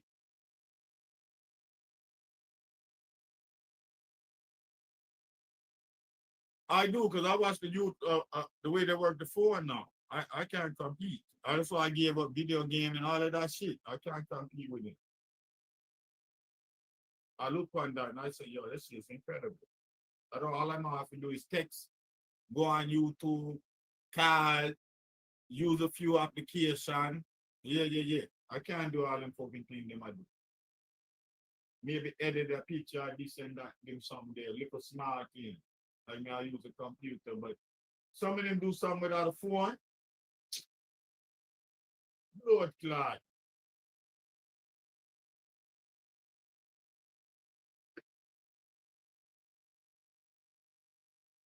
I'm still amazed when I go to a grocery store. Them niggas just start waving the phone over the little checkout thing. They just be waving the phone. And they hit a couple of buttons, they just wave the phone. Then they just start grabbing food. I'm like, damn, I gotta get to the wave the phone era.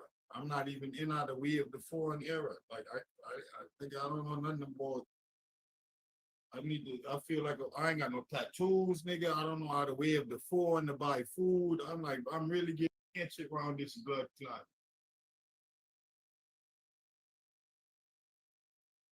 I ain't got no car with no computer in it with the little screen where I could just Google whatever the fuck I want while I'm driving. Not none of that, man. Oh, deity.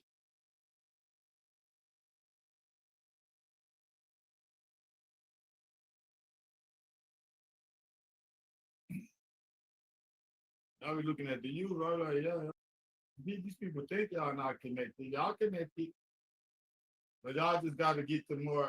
Y'all got to not do what we did. Y'all got to get kids and y'all got to take the connection beyond using. The simple usage. You got to start developing. You got to see the potential in doing more than just simple usage. Like it's my different application of this technology, my you for money.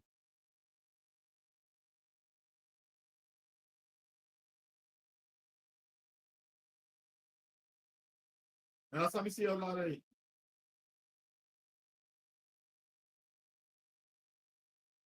That we don't, but I don't believe we can want in there for day.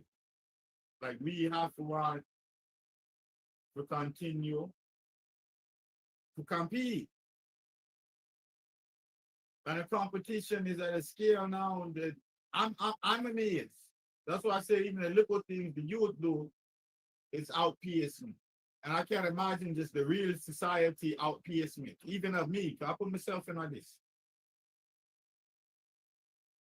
Like I know I'm outpaced. I don't know nothing about sensors and all the shit they're doing with silicon and what they're developing to make the sensor. I hate when the sensor go about it out of the car. Fuck is this? Man? I don't even need this sensor, B. I don't care, B. I know how to check my tire pressure, B. I know how to keep the seatbelt on, B. I don't need all of this and that and re, but that's how this world is moving. Everybody got ring dart there. I don't have no ring dart there. I have one camera. And I know I'm behind in the time and technology. I know it. But in my mind, I'm like, why do I want that? Because I think different. I'm like, yeah, it might protect me, but if somebody gets shot over there, so the police will come and they're gonna want me to free up my camera, and now I have to go to court and I have to sign this and that. And don't y'all have cameraman? Isn't camera gonna be everywhere outside? So why I have to put camera from the house? That's what I'm thinking about it. So eventually, ring I go out of business because camera go dead there everywhere. So you ain't gonna need no ring camera. You ain't gonna need no because you see it. Gonna have enough camera for all no. So do I need to invest in a camera? For my house. I said, no, we just kind of weird, man. Because they say, hey, you know, everything double, you know, Mars law, technology double every 6 months. I said, pretty soon, you're not going to need none of that. So don't buy that right now. Just weird.